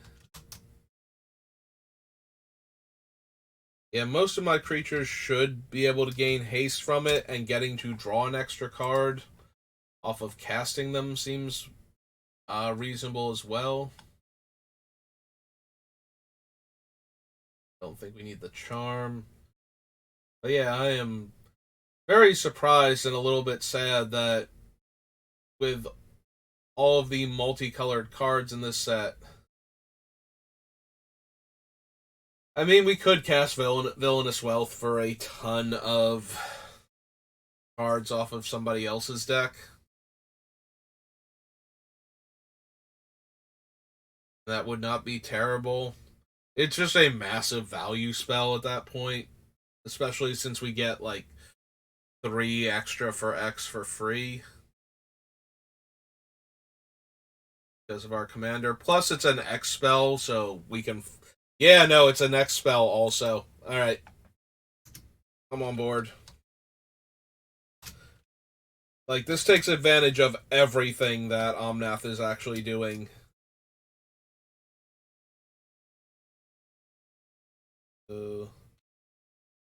Green.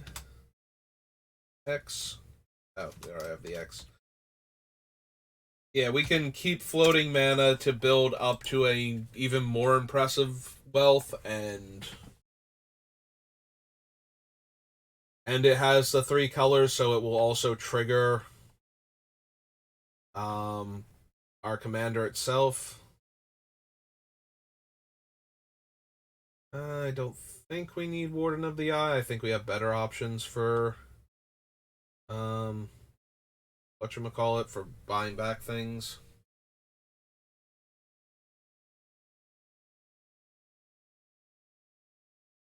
Combat Fable, indestructible as long as it's our turn, and dealt damage by it dies, put a 1/1 counter on. Yeah, I don't think we need that. Yeah, no, I was expecting like a few more cards from a set like this, but I suppose not. Yeah, the only other one, like maybe Narset, but we need to have way more instants and sorceries, I feel like, in order to run her, so. Alright, that was cons. On to legends. Which I'm not expecting many of them. There are some 3-color legends, so it's not impossible, but yeah. Like Aiden Oakshield, I'd probably rather just have Palace Siege at that point. If he were tapped to do it, if he were like these three men, if he were similar to the Imperial Physician from Three Kingdoms, Huatoa, um, but was like three colors to cast, I would actually probably be more interested in that. Nope.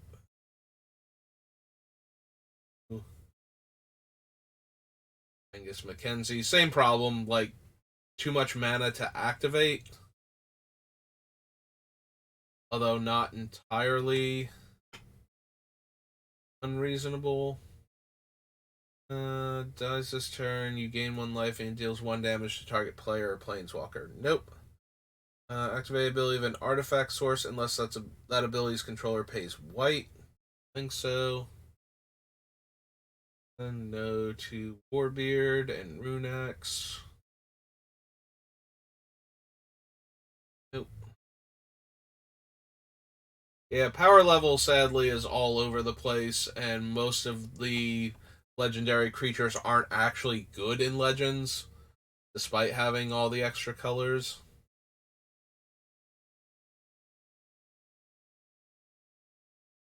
I'm not gonna lie, if we are going to focus on things like Omnath's ability and Cascade and whatnot to get card advantage, this could randomly be a Chains of Mephistopheles deck, just to mess with other players. I don't think it's going to be, but number of lands I control, don't think we need that. Like, at that point, he's just a big dumb creature and we can do better. Landworm, Elder Spawn.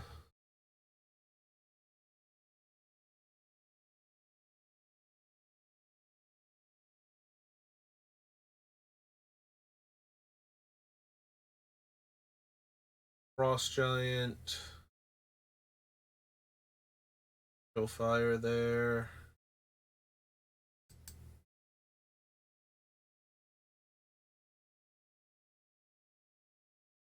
Goes to Dirk. His hatred of Island Walk. Um, no to Gwendolyn.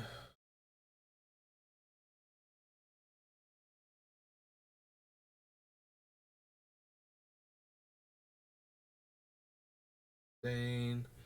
Right, X11 Sand Warrior creature tokens. Where X is the number of lands I control at that time.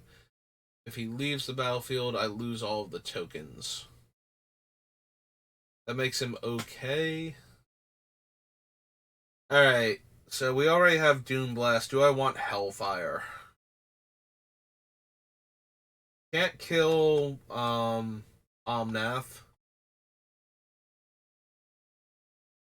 And in exchange for that, also can't kill a bunch of other things. It will kill most of our other creatures, though. So I don't think that that's necessarily worth it. Like, I do like that it spares Omnath, but I want to lose my other stuff and take a ton of damage. I don't know. If we're looking at the deck and we wind up, like, all of our creatures are just um, naturally black as part of their color identity, then maybe we come back and add Hellfire, but 0+2, no. No.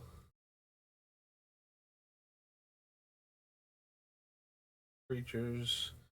Tap this combat if Johan is untapped. Juxtapose. Kashi.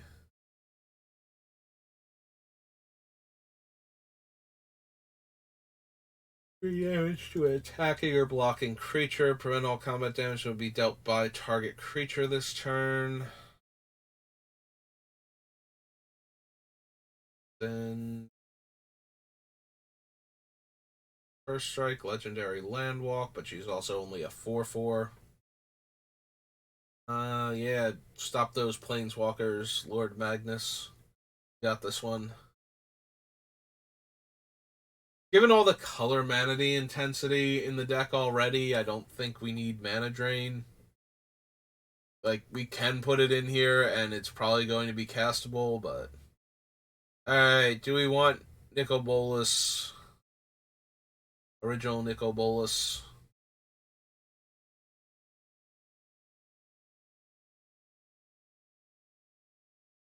I guess if we have enough stuff that gives him haste, just dropping him out of left field probably be worth it. Because that has been worth it in the past for me. Just random Bolas haste. Alright, so he's 2. Blue, blue, black, black, red, red. Elder Dragon. 7.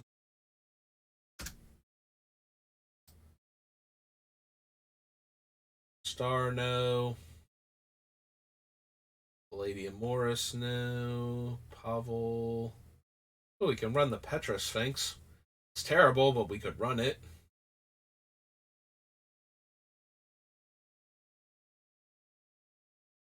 Oh man, with our commander, we could cast it for 2 colorless, and then with Sensei's Divining Top, it just becomes tap draw card. But we have to show everybody what it was to prove that we were allowed to draw it. Oh, we could run Lucrezia for an acceleration. Spend 3, get a big old blue mana Lalanmore Elf. Regenerate target creature. No. Nope. Mutant. Playing for Anti, so no rebirth.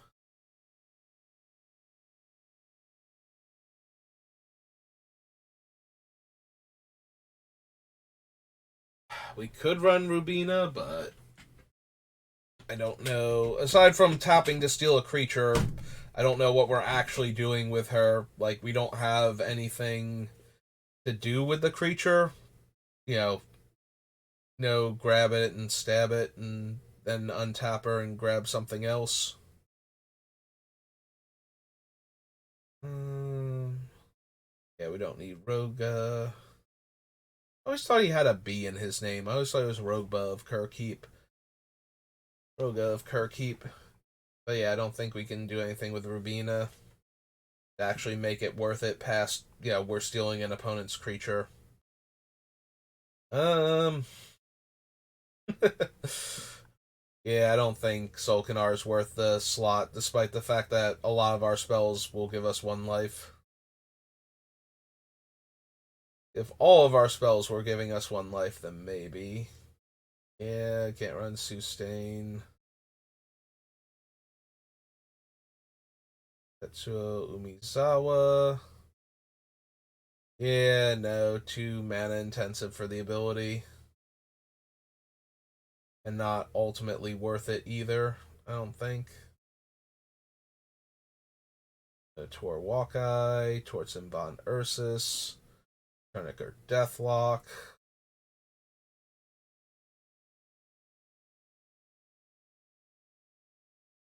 Do not need Underworld Dreams, really. Yeah, we're not forcing opponents to draw cards, so the fact that they would take a damage each turn is nice, but not worth the card slot. Whirling Dervish. Yara Aryan, same problem as all of the other Wedge legends, or not Wedge, Shard legends. Like, that 3 mana activation cost is just killing it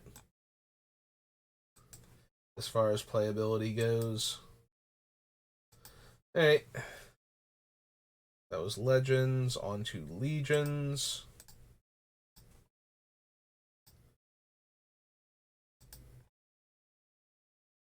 I don't think we need a Chroma. Lots of fun keywords, but that's literally it. So, again, big dumb creature. The fact that one of her abilities is haste helps her a tiny bit, but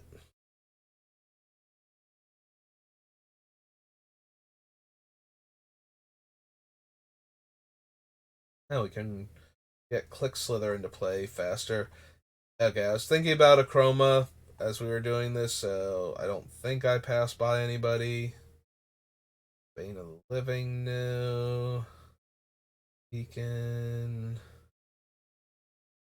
Blood Celebrant can let us convert our black mana into other mana at 1 life per conversion. That doesn't seem amazing.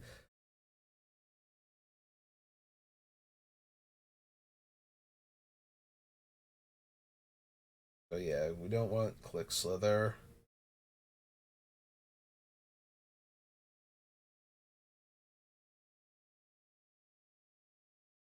Yeah. Thermoplasm, Dreamborn Muse, Go Tracer.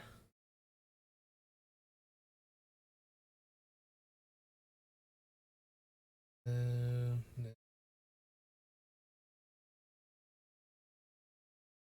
Ooh, we can run Ghastly Remains. Unfortunately, I think we have like potentially one or two other zombies right now. So not exactly at its best.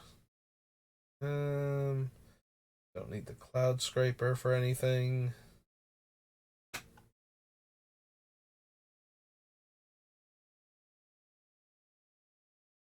Form creatures. Oh, there's Phage. We could definitely cast Phage.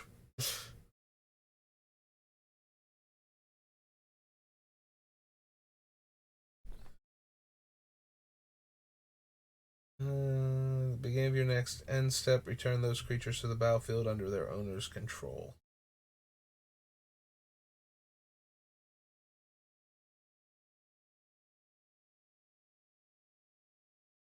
Yeah, I don't think we actually need Phage, and there's also the random downside of somebody else doing something that would force us to put Phage into play, technically, and getting us killed that way.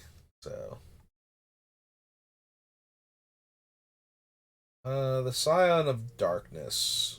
Um,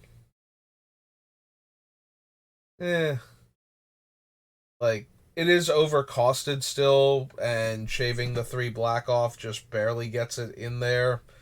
Then there's the problem that it does not naturally have haste, so we would need to give it haste to make it actually good, and then it has to be able to hit the player that has the thing we want to get back.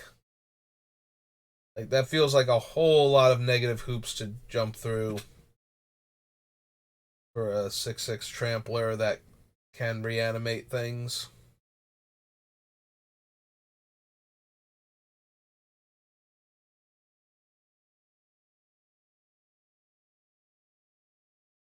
Force Mage, Unstable Hulk, Seat, Root Sliver, Fever of Lies, Willbender. Good old Willbender. Nope. Okay. Legions. Legions. Oh, let's go add all of the dual lands. Oops. That thing again.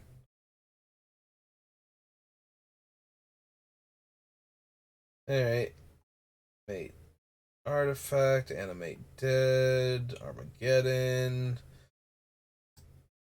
Alright. Back up to the top. So. Badlands.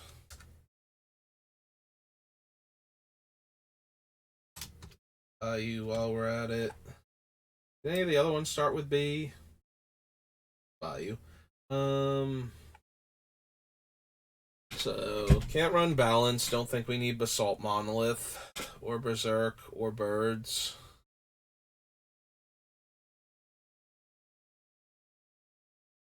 Rain Geyser no. Run Channel. Clone. Nope. No. Counterspell. Ritual. Um, yeah, I don't think we need demonic hordes. Like locking down 3 of our mana a turn does not seem good enough. We'll have her run demonic tutor.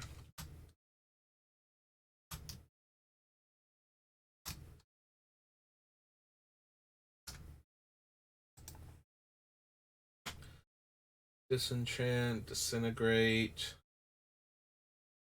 Drain Life is mildly tempting, as are the Drain Life variants like Consume Spirit. In fact, we should run Consume Spirit first because it doesn't have the limitation on the life we can gain. We're going to run any of those outside of Death to the Deathless.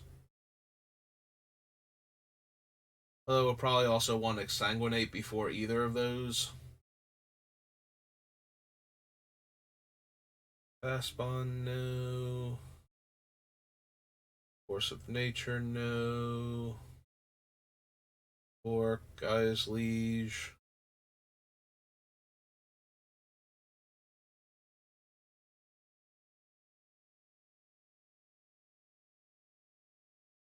Turning all of our opponent's lands slowly into forests is funny, but not only does it take forever, but as soon as Gaia's Liege dies, it undoes all of our hard work and effort, so. Illusionary Mask. Although Illusionary Mask would be funny. It's like, I'm just gonna pay mana and put this face down, and it could literally be any creature in the entire history of Magic that's not banned in Commander. Yeah, I don't need Lich for anything. Lightning Bolt. Lord of the Pit. I think we need Mana Vault. Twist. Moxen.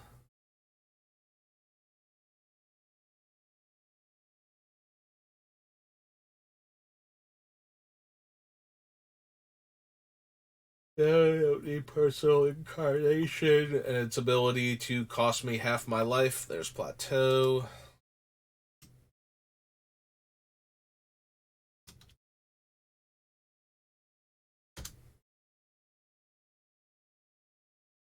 Plateau.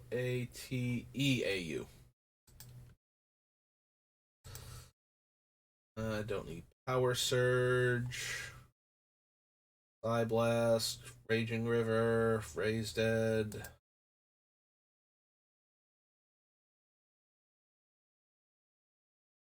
Regrowth. Savannah.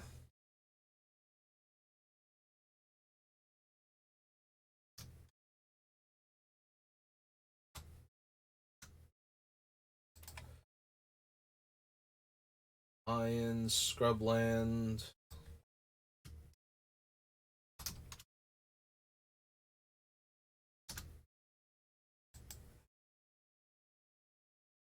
Here, Sarah, Shivan Dragon, Soul Ring. Yes, we're adding Soul Ring.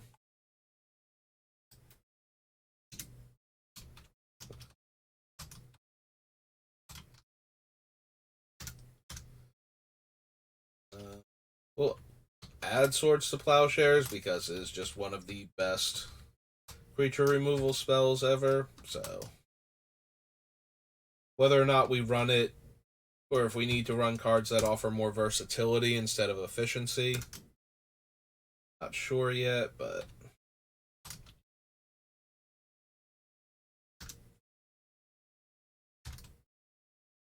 Taiga. Error. Time Vault. Don't need Time Twister. Tropical Island and Tundra.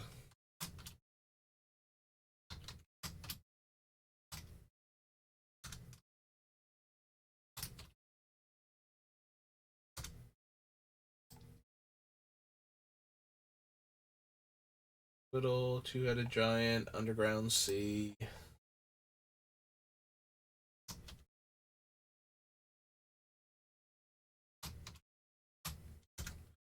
Up to 1, 2, 3, 4, 5, 6, 7, 8, 9. Last one is Volcanic Island.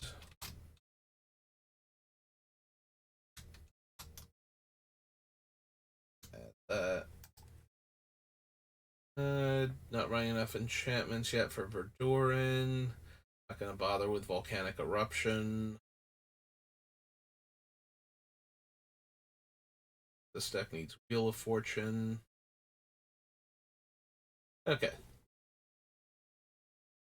That's limited edition. Alright. On to Lorwyn.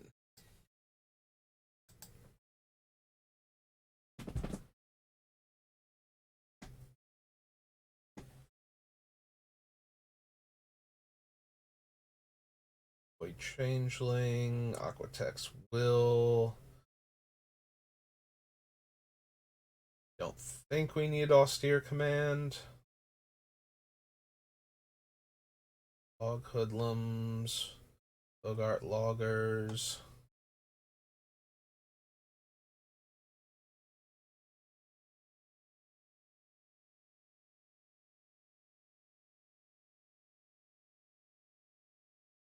No, Cloud Thresher.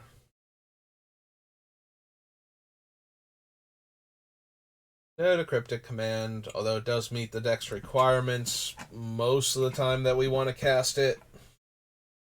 We will not have the free triple blue to do so. Most of our guys don't have high toughness. We can run Dread as a no mercy that we can attack with. I don't think so.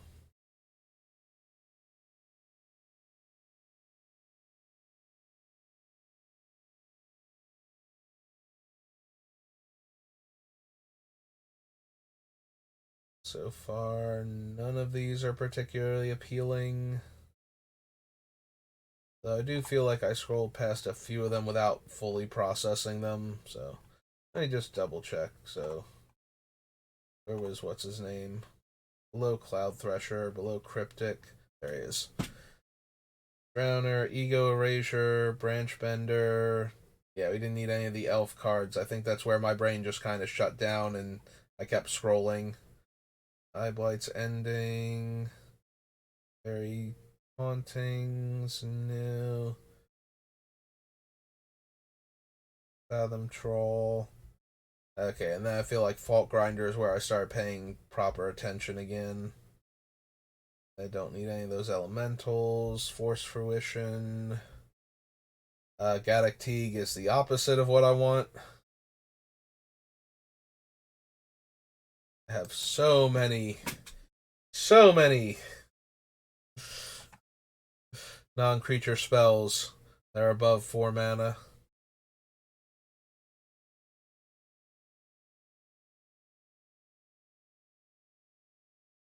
Stalwart. Yeah, we're not running a ton of counter spells, so Guile's not at his best. Heat Shimmer.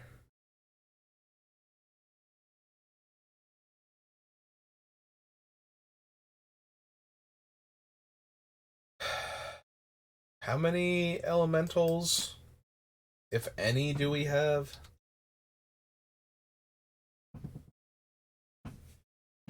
We have. Oh, that's true. We have the other Omnaths. Muldrotha's an elemental. Gigantha. Lost her A somewhere as an elemental.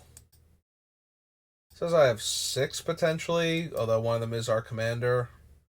The Cavalier, Yarok. Alright, maybe. So.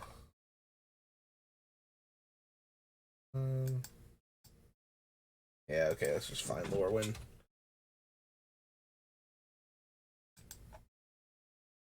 Board of Notions.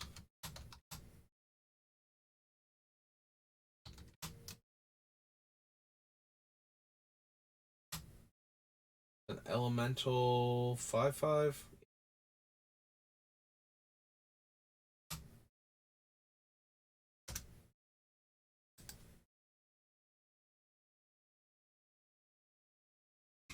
Hostility. We don't have a lot of like burn, so hostility's not going to trigger very often,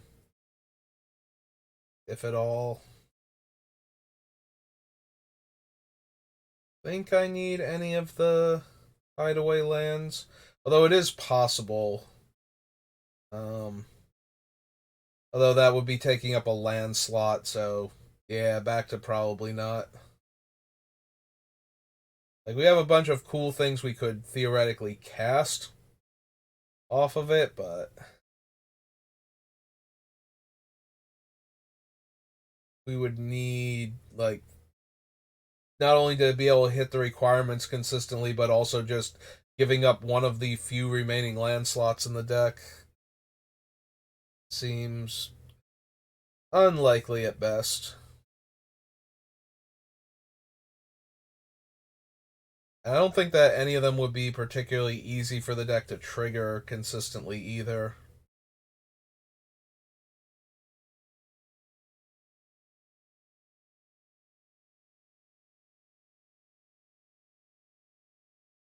I don't think Primal Command can do better than Profane Command for what we'd be using it for anyway. Would be dealt to you, prevent that damage. You gain life equal to damage prevented. Put into a graveyard from anywhere, shuffle. Like, Purity is fine for, like, hating on certain strategies. Yeah. Things like whenever an opponent draws a card, deal 1 damage to them. But it also doesn't get around the various life loss ones that show up in a lot of decks, too. And it's only really combating things like that and other similar effects. Yeah. Like, oh, hey, we can just chain burn spells together to finish you. It's like, yeah, but Purity says no. But it does only work on um, non-combat damage dealt to me, so it's not like I'm protecting my creature, so Purity itself can still take 6 points of burn and die. It's already not amazing, so I don't think we need Rings of Bright Earth. If anything, we would probably want to copy a triggered ability from Omnath. Get extra mana.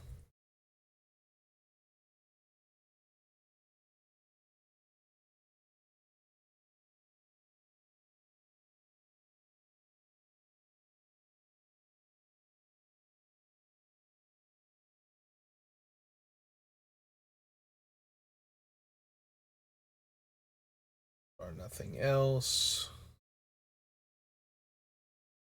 Oak Harbinger, no. There's Vigor.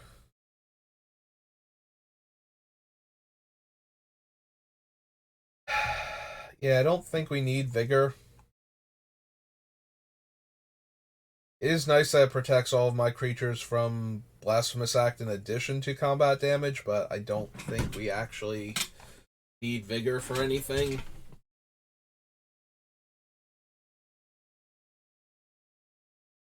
Or Winden, and that's it. Okay.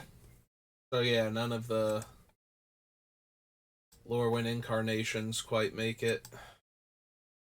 I think Dread was the only one that even had much serious consideration. Ah, cool. We're on the 4 sets now.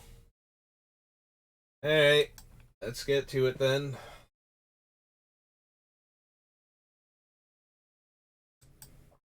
Don't don't you sass me, Gatherer.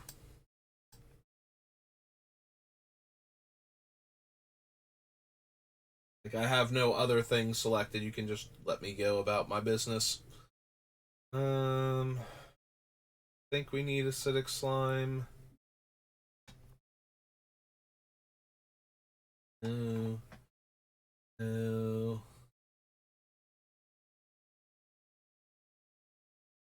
Nope. Precious Efreet.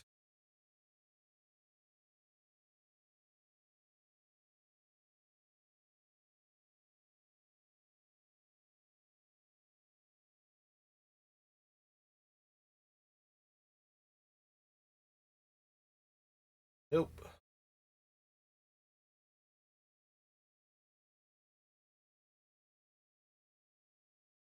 No, because we didn't take Fireball originally. They'd probably run Rolling Thunder over it at this point. They don't need Garrick. Take him in Lorwyn. We're not taking him now. That'd be silly.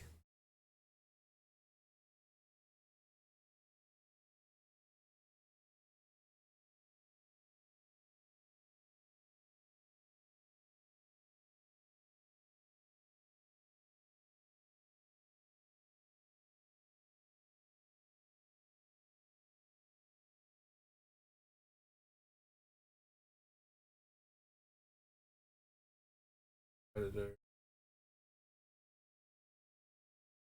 Chris.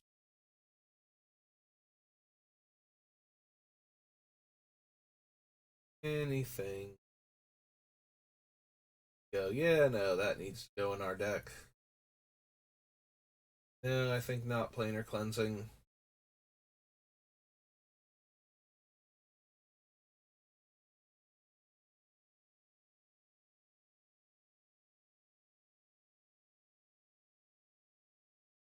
Nope. Still no.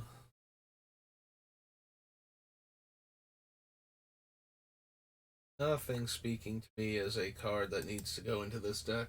Not that I'm surprised that the M sets, like, none of the M sets seem like they're going to have something. Yeah, we're not quite mono black enough for something like Nocturnus. And I hate Warp World. Also, it's not from this one. Xanthid Demon is a slightly better Lord of the Pit, which is not saying anything. All in its favor. Being slightly better Lord of the Pit is probably an incredibly backhanded compliment, because Lord of the Pit hasn't been good since Magic first started, and even then, you know, you could be doing infinitely better things, but at least it was a giant angry demon that could kill players fairly quickly if left unchecked.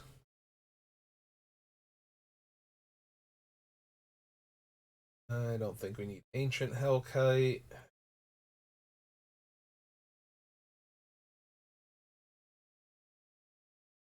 Good old Baneslayer Angel. Our no to all of these. What was the only thing this has been reprinted in? Dual decks Merfolk versus Goblins. Huh.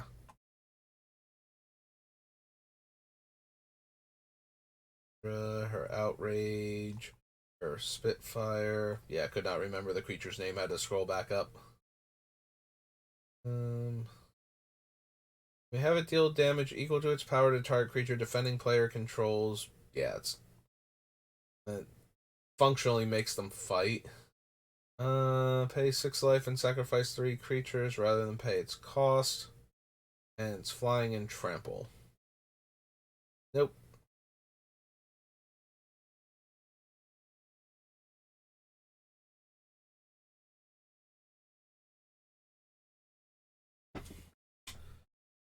I don't think we want any of the Titans. Guy's Revenge.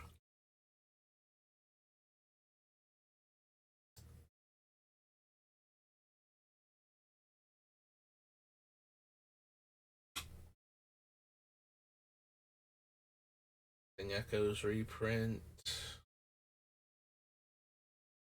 No Titan. Chase again.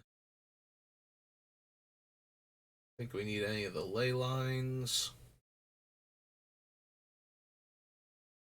On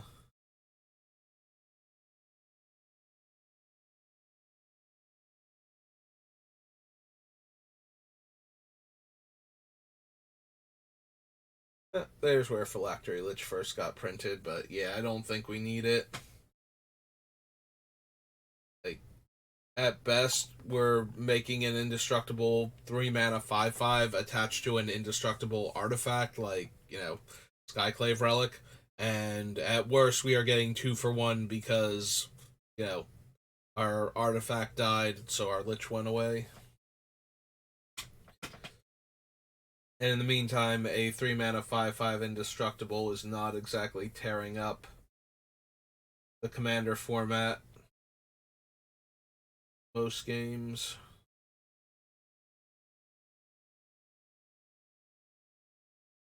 Yep.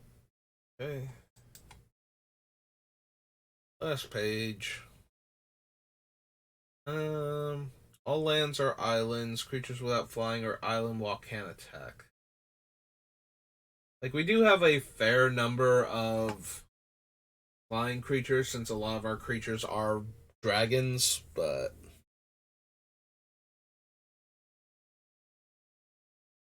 still don't think that's quite good enough. Although it is itself a giant unblockable creature. Prevent the next X damage that will be dealt to you this turn. If damage is prevented this way, deals that much damage to target player or planeswalker. And it is just an X. Like, we can keep floating mana with Omnath and potentially just have the mana that we need whenever we need it. Like, somebody, like, to the point where Vengeful Archon has to die before anybody can damage us.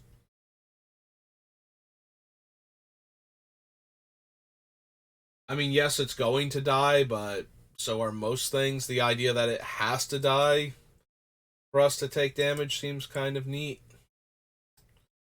I don't know. We probably won't have room for it. I want to try it. I want to put it on the list and see. So, Vengeful Archon. It is a 4 and 3 white. Archon 7/7. Yeah, I don't think it's gonna make the list. Like, but at the same time, it is something to do with all of our potential mana, and it is a very unique effect. Although I could just as easily see us running the Archon where we can't be attacked while it's in play from like Ravnica, like OG Ravnica. So it was Magic 2010, 2011, so on in that manner until Origins. Acidic Slime, Johnny, still no Ancient Hellkite, Arbiter.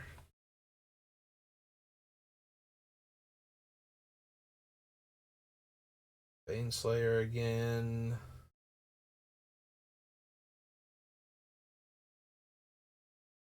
Wait a second.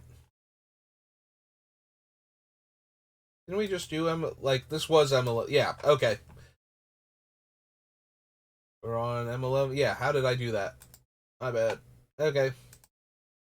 Yeah, when I saw Baneslayer again, I'm like, wait a minute. This would be the third set in a row with Baneslayer, and that's not how Baneslayer worked.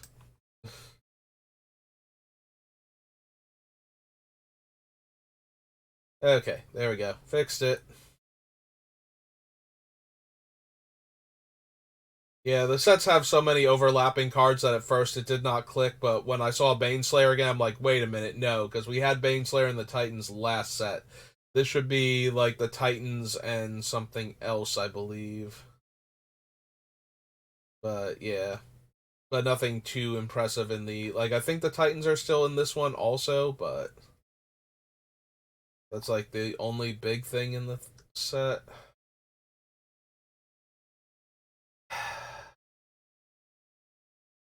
I don't know that I want to bother with like Chandra and or the Spark Ralzarek. Like, even with the big bomby instants and sorceries we can be casting, although there are a lot of them that have made it into the deck so far, so maybe. Alright, so Chandra Firebrand. 3 in a red. Planeswalker, and I believe she starts on 4, and she's -2 to copy a spell. Starts on 3 and is -2. Okay.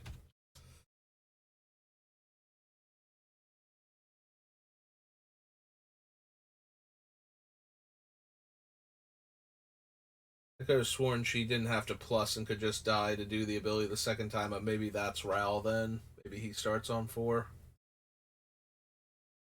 Either way, it doesn't super matter. The important thing is being able to drop her, activate her, and then cast your big Doomsday spell for all of the mana.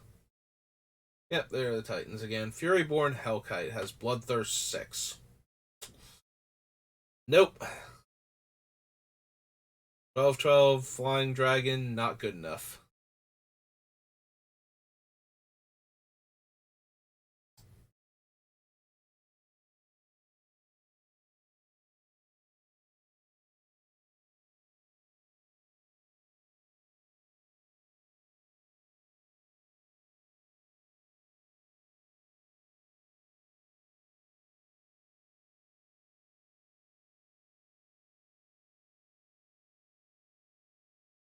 Real for anything.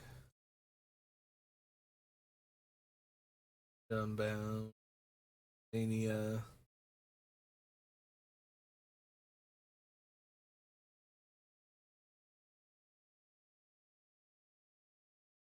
I don't think we need Phantasmal Image. We definitely want reusable effects over Ponder.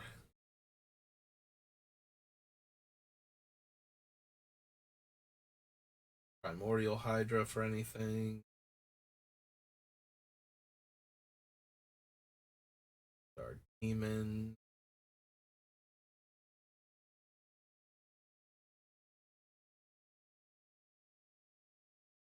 Suppose we'll consider Soren when we get to actual Zendikar.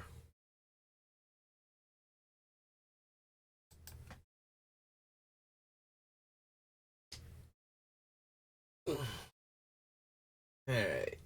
We have anything fun over here? Suture Ghoul was never fun. I guess we gotta add Swiftfoot Boots just in case. Like, we might have enough other ways to give haste that we don't need the boots, but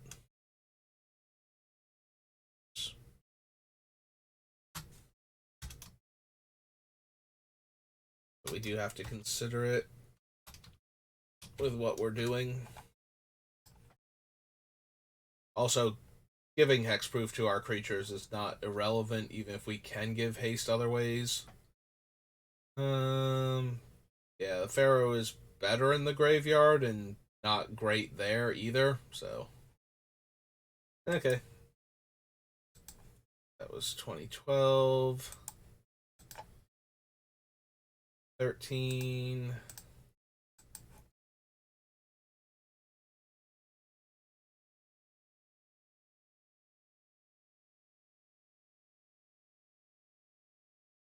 No, no.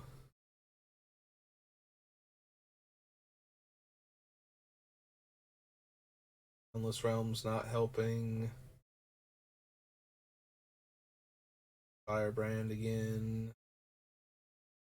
I forgot she was in 2 different sets.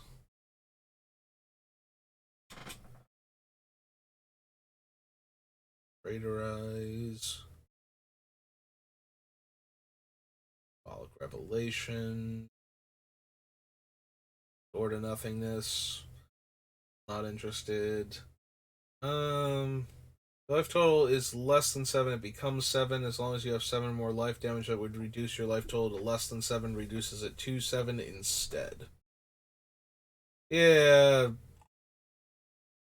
Worm, where my life total can't dip below 7 until it dies, is basically the same as saying I can't lose the game while it's in play from damage. And I'm not running any other of those effects. Garrick is low-key tempting, since we can cheat him into play for, 2 mana potentially on a turn. And getting to refill our hand if we have a big creature or just pumping out 3/3s is fine. Like, I think Garrick might be versatile enough where... What's his subtitle again for this one? Primal Hunter. Primal. 2, 1, 2, 3. Eric, who's on 3 loyalty. Okay. Oh, right. This is the one where Bolus was in the set. I had one of the worst box openings ever for this set. Like, I got like a foil Rancor, so that was nice, but like, I think I got 2 mythics and one of them was Bolus. And this is one of the ones where I'm like, you know what? That's way too extreme. And I like actually wrote Wizards, like emailed them, like I got a box that only had 2 mythics. How is this acceptable? And they're like, very politely, sucks to be you. And if I had gotten another box like that at any point in like within like the year of that happening, I would have never bought another booster box. Like I would only buy singles at that point because I am never going to spend that much money on a box and get, actual nothing for it. Like if that's a realistic, if that ever seemed to be a realistic possibility, that was going to be the last box I ever bought from them. And also, like yes, there will be tons of people that will write and say, "Hey, I got a box and it only had 2 mythics in it," and that there is no way that the correlation is that bad unless there are also people doing box openings on YouTube where it's like, "I got 27 mythics in this box,"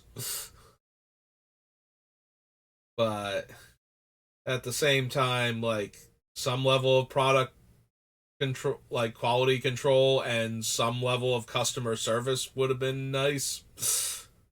Beyond, oh hey, you got screwed by a random thing, nothing's guaranteed. It's like yes, but there's variance, and then there's like if I'm supposed to average like 4 mythics a box and I got 3, that sucks, but that's well within range.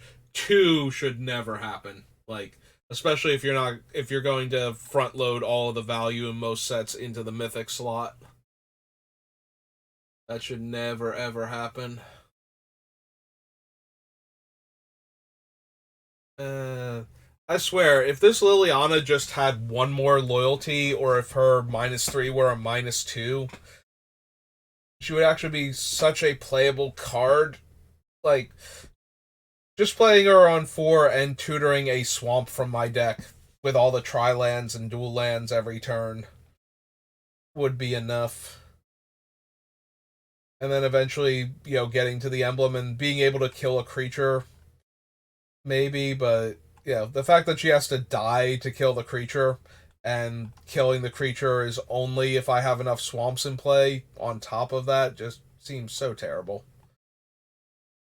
But I like the new Koth when I first saw him. It's like, oh, okay, he's like a better version of that Liliana, basically. Also, his ultimate's a lot stronger. Being Valakut instead of, you know, a constant ritual effect going on. Alright, do we actually want Omniscience in this deck? Like, it can certainly help. There are cards that I'm running where if I don't have to pay mana for them at all, they get even better. And then we can cast like multiple spells or sink all that extra mana into a big X spell afterwards that we're getting from Omnath. It wouldn't be nothing to run Omniscience. I don't know that we need it though. Um, Also, it's still 7 mana even with Omnath's effect, so getting it into play is not, you know, a done deal just because Omnath's giving us the triple blue to work with, or triple something, and then we can, find the 3 blue ourselves on subsequent turns.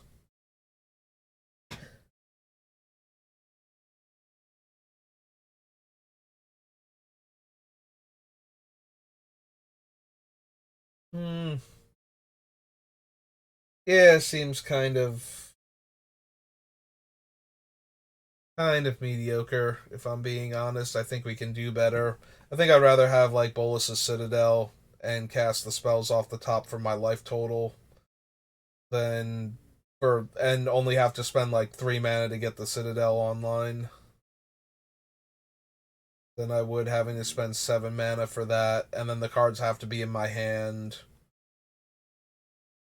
Like I am fully expecting to run Bolus's Citadel and or Future Sight in this deck, probably both. So the fact that it is only from the hand, I mean, yeah, that would absolutely break it, and we would be running it if we could do it off of the top with those cards. But Stormtide Leviathan again. Still don't think I will need it though. Thundermaw Hellkite.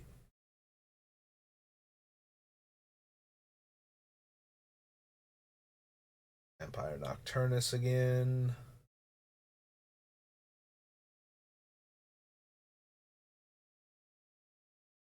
Good old Worldfire.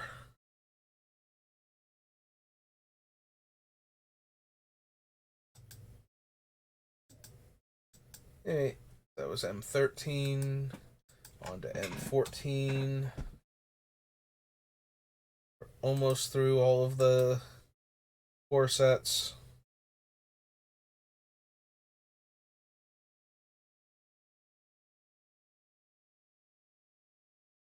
Yeah, Johnny Caller of the Pride. Johnny's Chosen. Angel Thune. Enchanted Mountain is a 7/7 giant. Nope.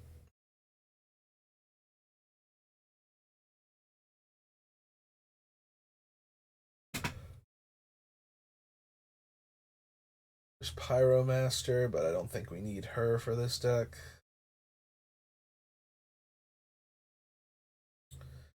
Whenever a creature I control dies, I draw a card and lose a life. Yeah, we're not going wide enough for that to be good.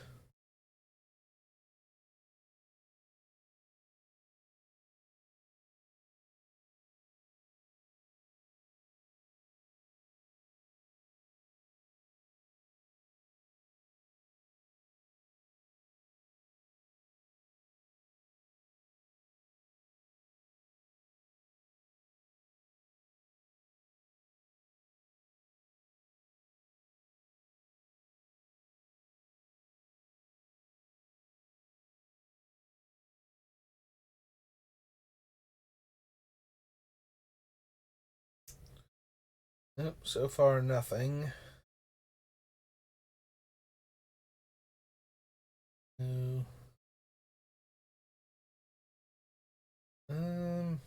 Yeah. Nope, none of these cards.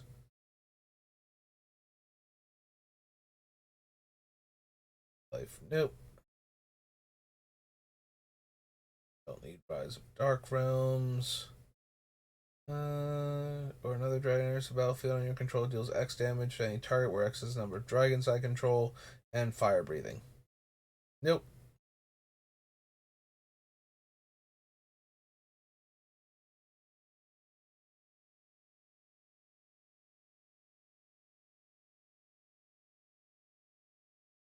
Staffs. Dignitary, no. I don't think we need Strionic Resonator to copy Omnath. Also, that means we get +1 mana instead of like it's not like we're getting um 6 extra mana for running it. We're getting 1 extra mana by doing that. Assuming that both times hit, which requires us to have a lot of control over the top of our deck, so yeah. While I am planning to run the cards that will give us that level of control, I don't think Strionic Resonator is where we want to be. That was M14. On to M15, which I believe is Evil Garrick set. And then Origins. Then I think we'll be done for this session. Yeah, we're closing in on the 3 hour mark, so feel like that fulfills my obligation for working on Omnath today before work. Flying Vigilance. Prevent all damage that would be dealt to another target creature this turn by sources of the color of your choice. Prevent all damage that would be dealt to target player or planeswalker this turn by sources of the color of your choice.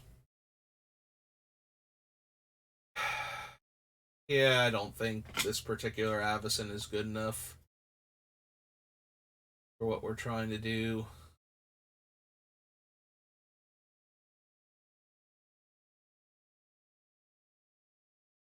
Oh, right, Court of Calling. Court of Calling will almost definitely make it into the deck when we get to original Ravnica. All right, this is also one of the Convoke sets.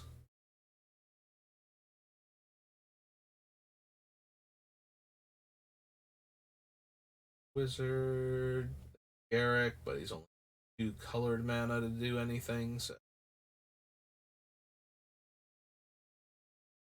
I don't think we need the Hornet Queen. Like, she's fine, but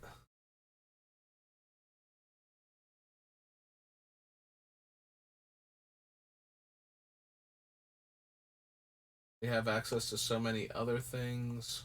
Alright, that's in Garrick's wake. Yeah, probably not. I think we'd rather just run the other things that are destroying all of our opponent's stuff. That are slightly cheaper, if not more color intensive. Partially because they are more color intensive. If In Garrick's Wake was 3 black and 6 to make it slightly more awkward than Plague Wind, to the point where the difference is still negligible, then maybe at that point I would consider it. Just because we could cast it, sooner with our Omnath and actually hit all of their stuff still. But thing is how that is not likely to happen.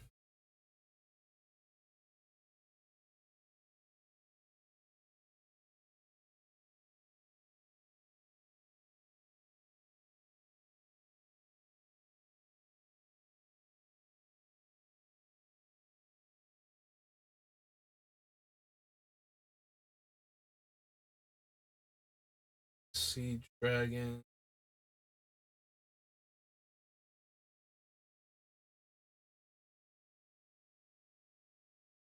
Yeah, I don't see us needing the Hive Lord for anything. The Souls. The Soul of Ravnica is a little bit tempting. If I needed another card draw spell. Stormtide Leviathan for the last time. Don't need Terra Stomper.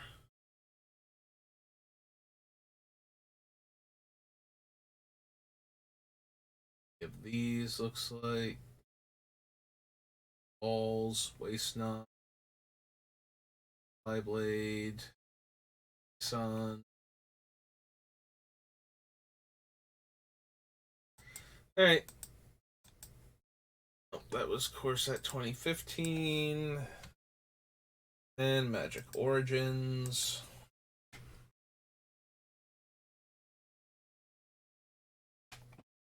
I suppose technically we can do Conspiracy 1 and the other commander set, the original commander set, like 2011. These Alhamarat and his archive. Ooh, excuse me.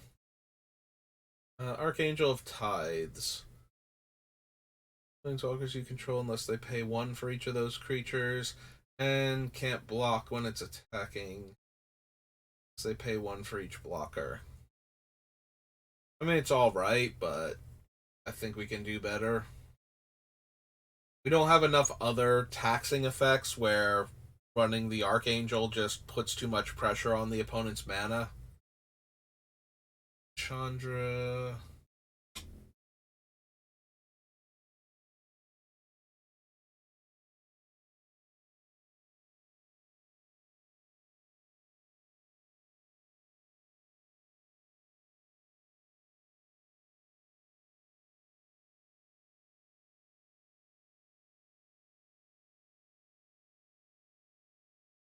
I forgot about Erebos' Titan, although, again, I don't think he's gonna do anything. Opponent's control, no creatures, Titan is indestructible, and that's all of my opponent's control, no creatures, and leaves an opponent's graveyard. I may discard a card, get back to my hand, so no.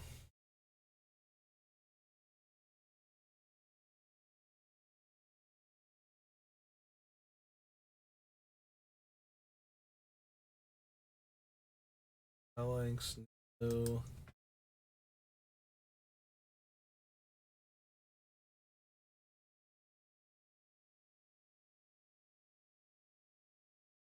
Think so. Scrolling. Ration. Think we need Vryn's Prodigy. Like the ability to flashback one of the ultimatums would be nice, but I don't think we need him.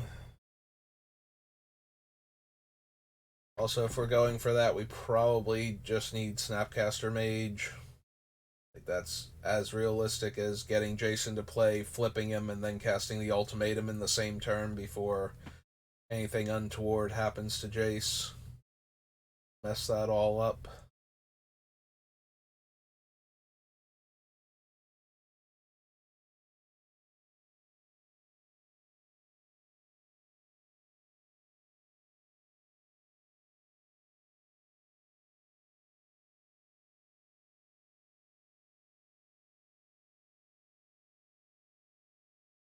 Oh, yep. Okay. Yeah, I don't remember anything else that might be in Origins, but might just be forgetting something. On going. Yeah, I don't need Starfield as far as I know. Not running enough enchantments.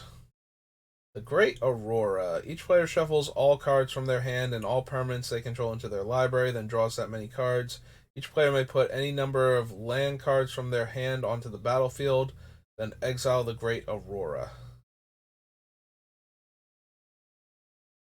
Unfortunately, most of our lands will come into play tapped, so we won't be able to generate a huge amount of mana with the Great Aurora while also casting all of these extra spells that we have.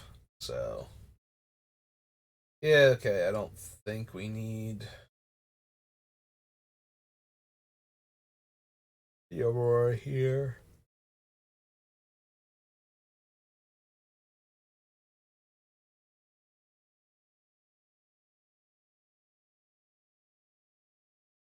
Belwer. Okay, that was all the M sets.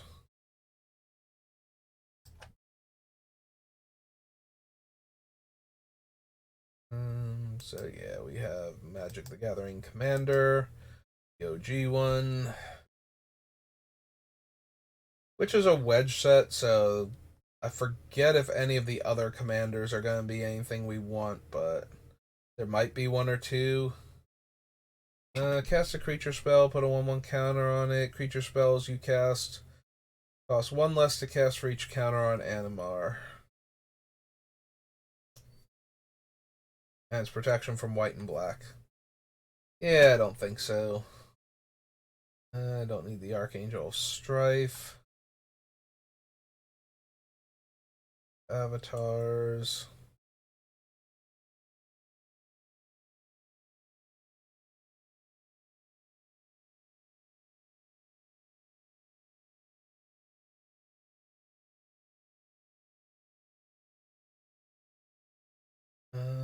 Yeah, I don't need Celestial Force for anything.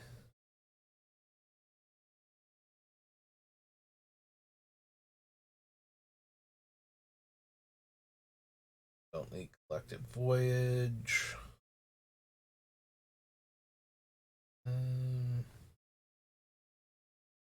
Skip my draw step. Beginning of my upkeep. If I have fewer than 7 cards in hand, I draw cards equal to the difference. Yeah, I don't think I actually need Damia. Like, I'm not playing enough cards normally every turn for that to matter, so. Cast it from your hand, destroy all creatures your opponents control, then tap all other creatures you control, and it's still gonna cost me 7 to cast it. Although it is easier since we can build up mana. Like, even without the trigger, we can just build up enough black mana normally to cast this guy from our hand. I don't think it's worth it still, so we'll move on.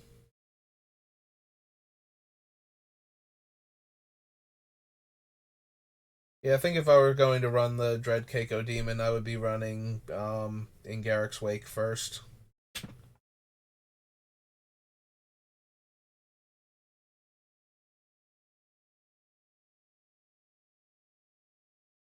That's page 1.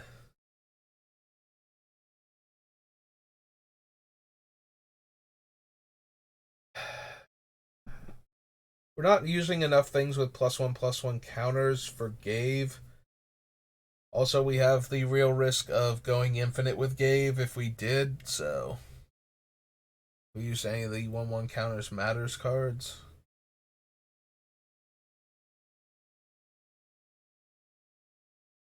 Okay.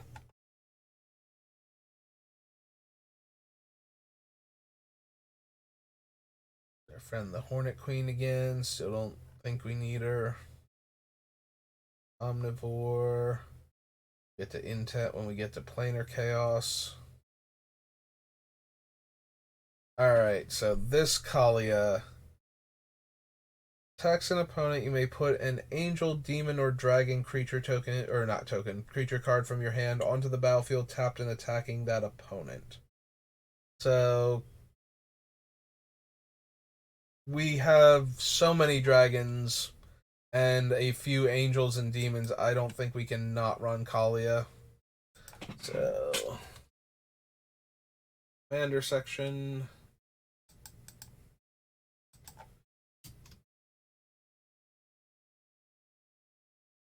Also, we pass command tower somehow. Desperately need that. So, H A. Oh, 2 A's and no H. Sorry, Kalia. Best. 1 red, white, black. A human cleric 2/2. Yeah, for the same reason the weaker Kalia is on the list, I think we need that Kalia. This spell costs 1 less to cast for each creature card in your graveyard. Once during each of your turns, you may cast a creature spell from your graveyard. I mean, we already have Moldrotha, so I don't think we also need the Ghost Chieftain. Also, Moldrotha is an elemental, so we can potentially recast her off Horde of Notions when she dies. Whereas this is a spirit, and we don't have any particular spirit interactions. The dragon. Don't need Martyr's Bond. Mind's Aglow.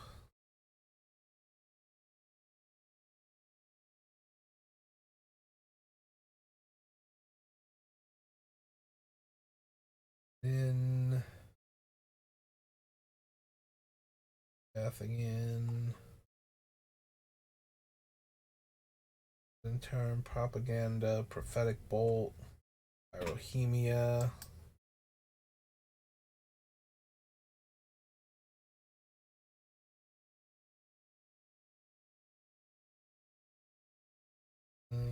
Oh, right, I forgot about Riku. It's been so long since I've seen him. Whenever you cast an instant or sorcery spell, you may pay blue and red. If you do copy that spell, you may choose new targets.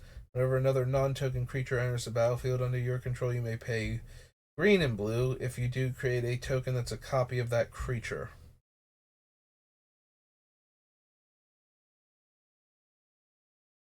Like, He's fine. We can scrounge up the extra red and blue when we cast any of our Doomsday spells. Get to copy them. Unfortunately, most of our creature base is legendary. So the Riku's only real thing would be copying instants and sorceries. Yeah, I don't think so. Sorry, Riku. I can sign you back to the oblivion of my brain being able to retain all of these different legendary things that I haven't seen anybody run in forever. Yeah, Riku used to be like a huge deal when they first came out, and then people just stopped building decks around him.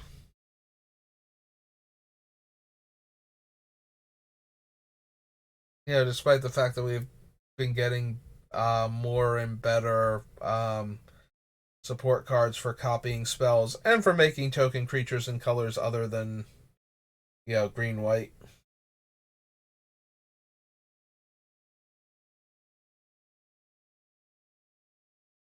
Hey, moving on. Care about sewer nemesis, shared trauma.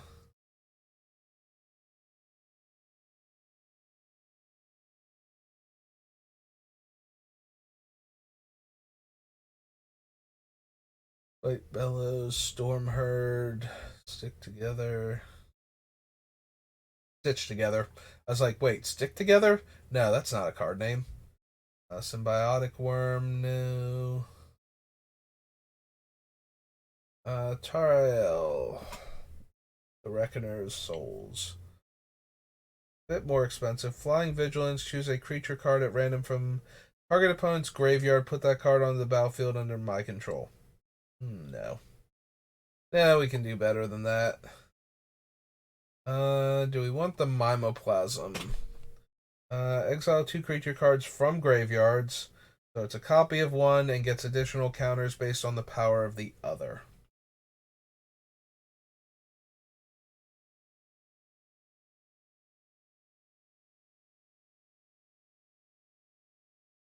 Um, hmm. Nah, I don't think we need the Mimoplasm. Like, we're not comboing with it, so it's just a value card, and I don't think we need a value card that needs our other value cards to have come and gone, or other players to have come and gone already. Yeah, if we were trying to build it as a combo deck enabler, where it's just like, okay, I'm gonna be this thing, but I'm gonna have all this thing's power and toughness too, so. But yeah, if we're not doing that, I don't think we need him then. Put X1/1 counters on it, where X is a sacrifice creature's power. Remove all 1/1 counters from it. Target creature gets -1/-1. For each +1/+1 removed. Nope. Vision Skines, Vivid Crag, Orosh, Bows, Wild Ricochet, Windfall.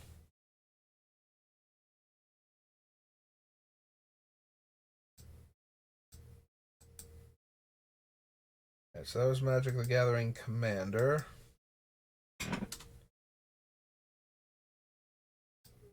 If I try really hard, I can push through Conspiracy before we're done. No. No. Sandra again. Brago.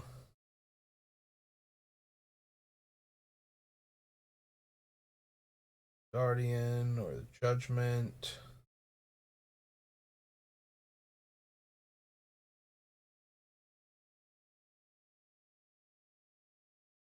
Don't think I need Dak Faden for anything.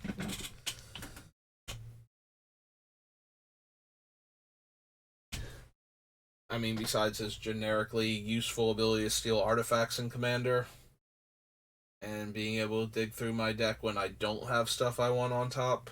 Don't have a fetch land to crack with it. Edric for anything.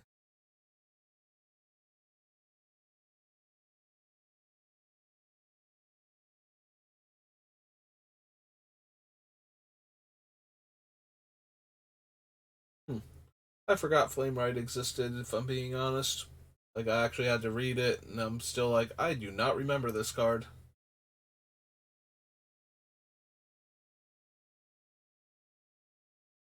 I think I need Grenzo, although he would be okay. Yeah, just put him into play with a bunch of counters thanks to Omnath floating the mana over a course of a turn or two, and then cast him and activate him and see if we hit. We would need to cast him for like X equals 5, I think, somewhere in that range. But it would technically be doable.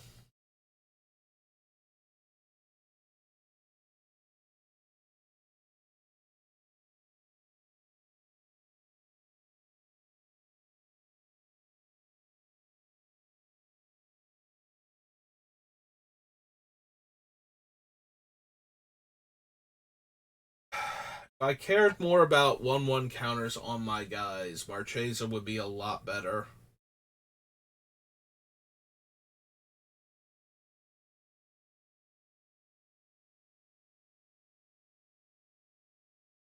Like, yes, she enables it with Dethrone, but assuming we're not the player with the most life total at the time. Which is probably an okay assessment. Like, I don't think that we would be the player with the highest life total.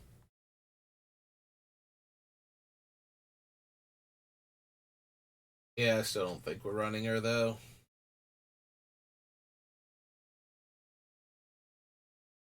It was worth considering, but end of the day, unless we wind up with more stuff that cares about 1/1 counters down the line.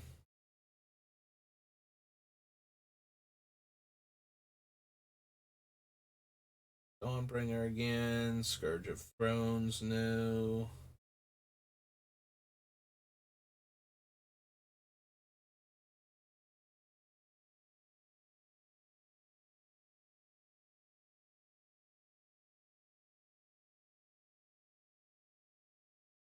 As we get towards the end, I'm seeing less and less cards that make me think, yeah, we might still find something. All right, so we are almost 3 hours in, and we will be 3 hours in by the time I'm done signing off. So I think that's going to do it for today. I think I've looked at enough Magic cards, and we have added enough stuff to the list. But yeah, we're getting there. We're like, I think, close to the halfway mark with the M's, maybe a little bit over. So eventually we will get to the end, and then we will have to decide what I'm actually doing with Omnath, because he has so many different things we could be doing with him that all interact with his abilities. So, but yeah, that's going to do it for me for today. So hopefully we'll be back tomorrow to work on him a bit more, and depending on what's going on when I get home from work, I may or may not be back on with more Final Fantasy VII Remake. And I will see you all later. Have a good rest of your day.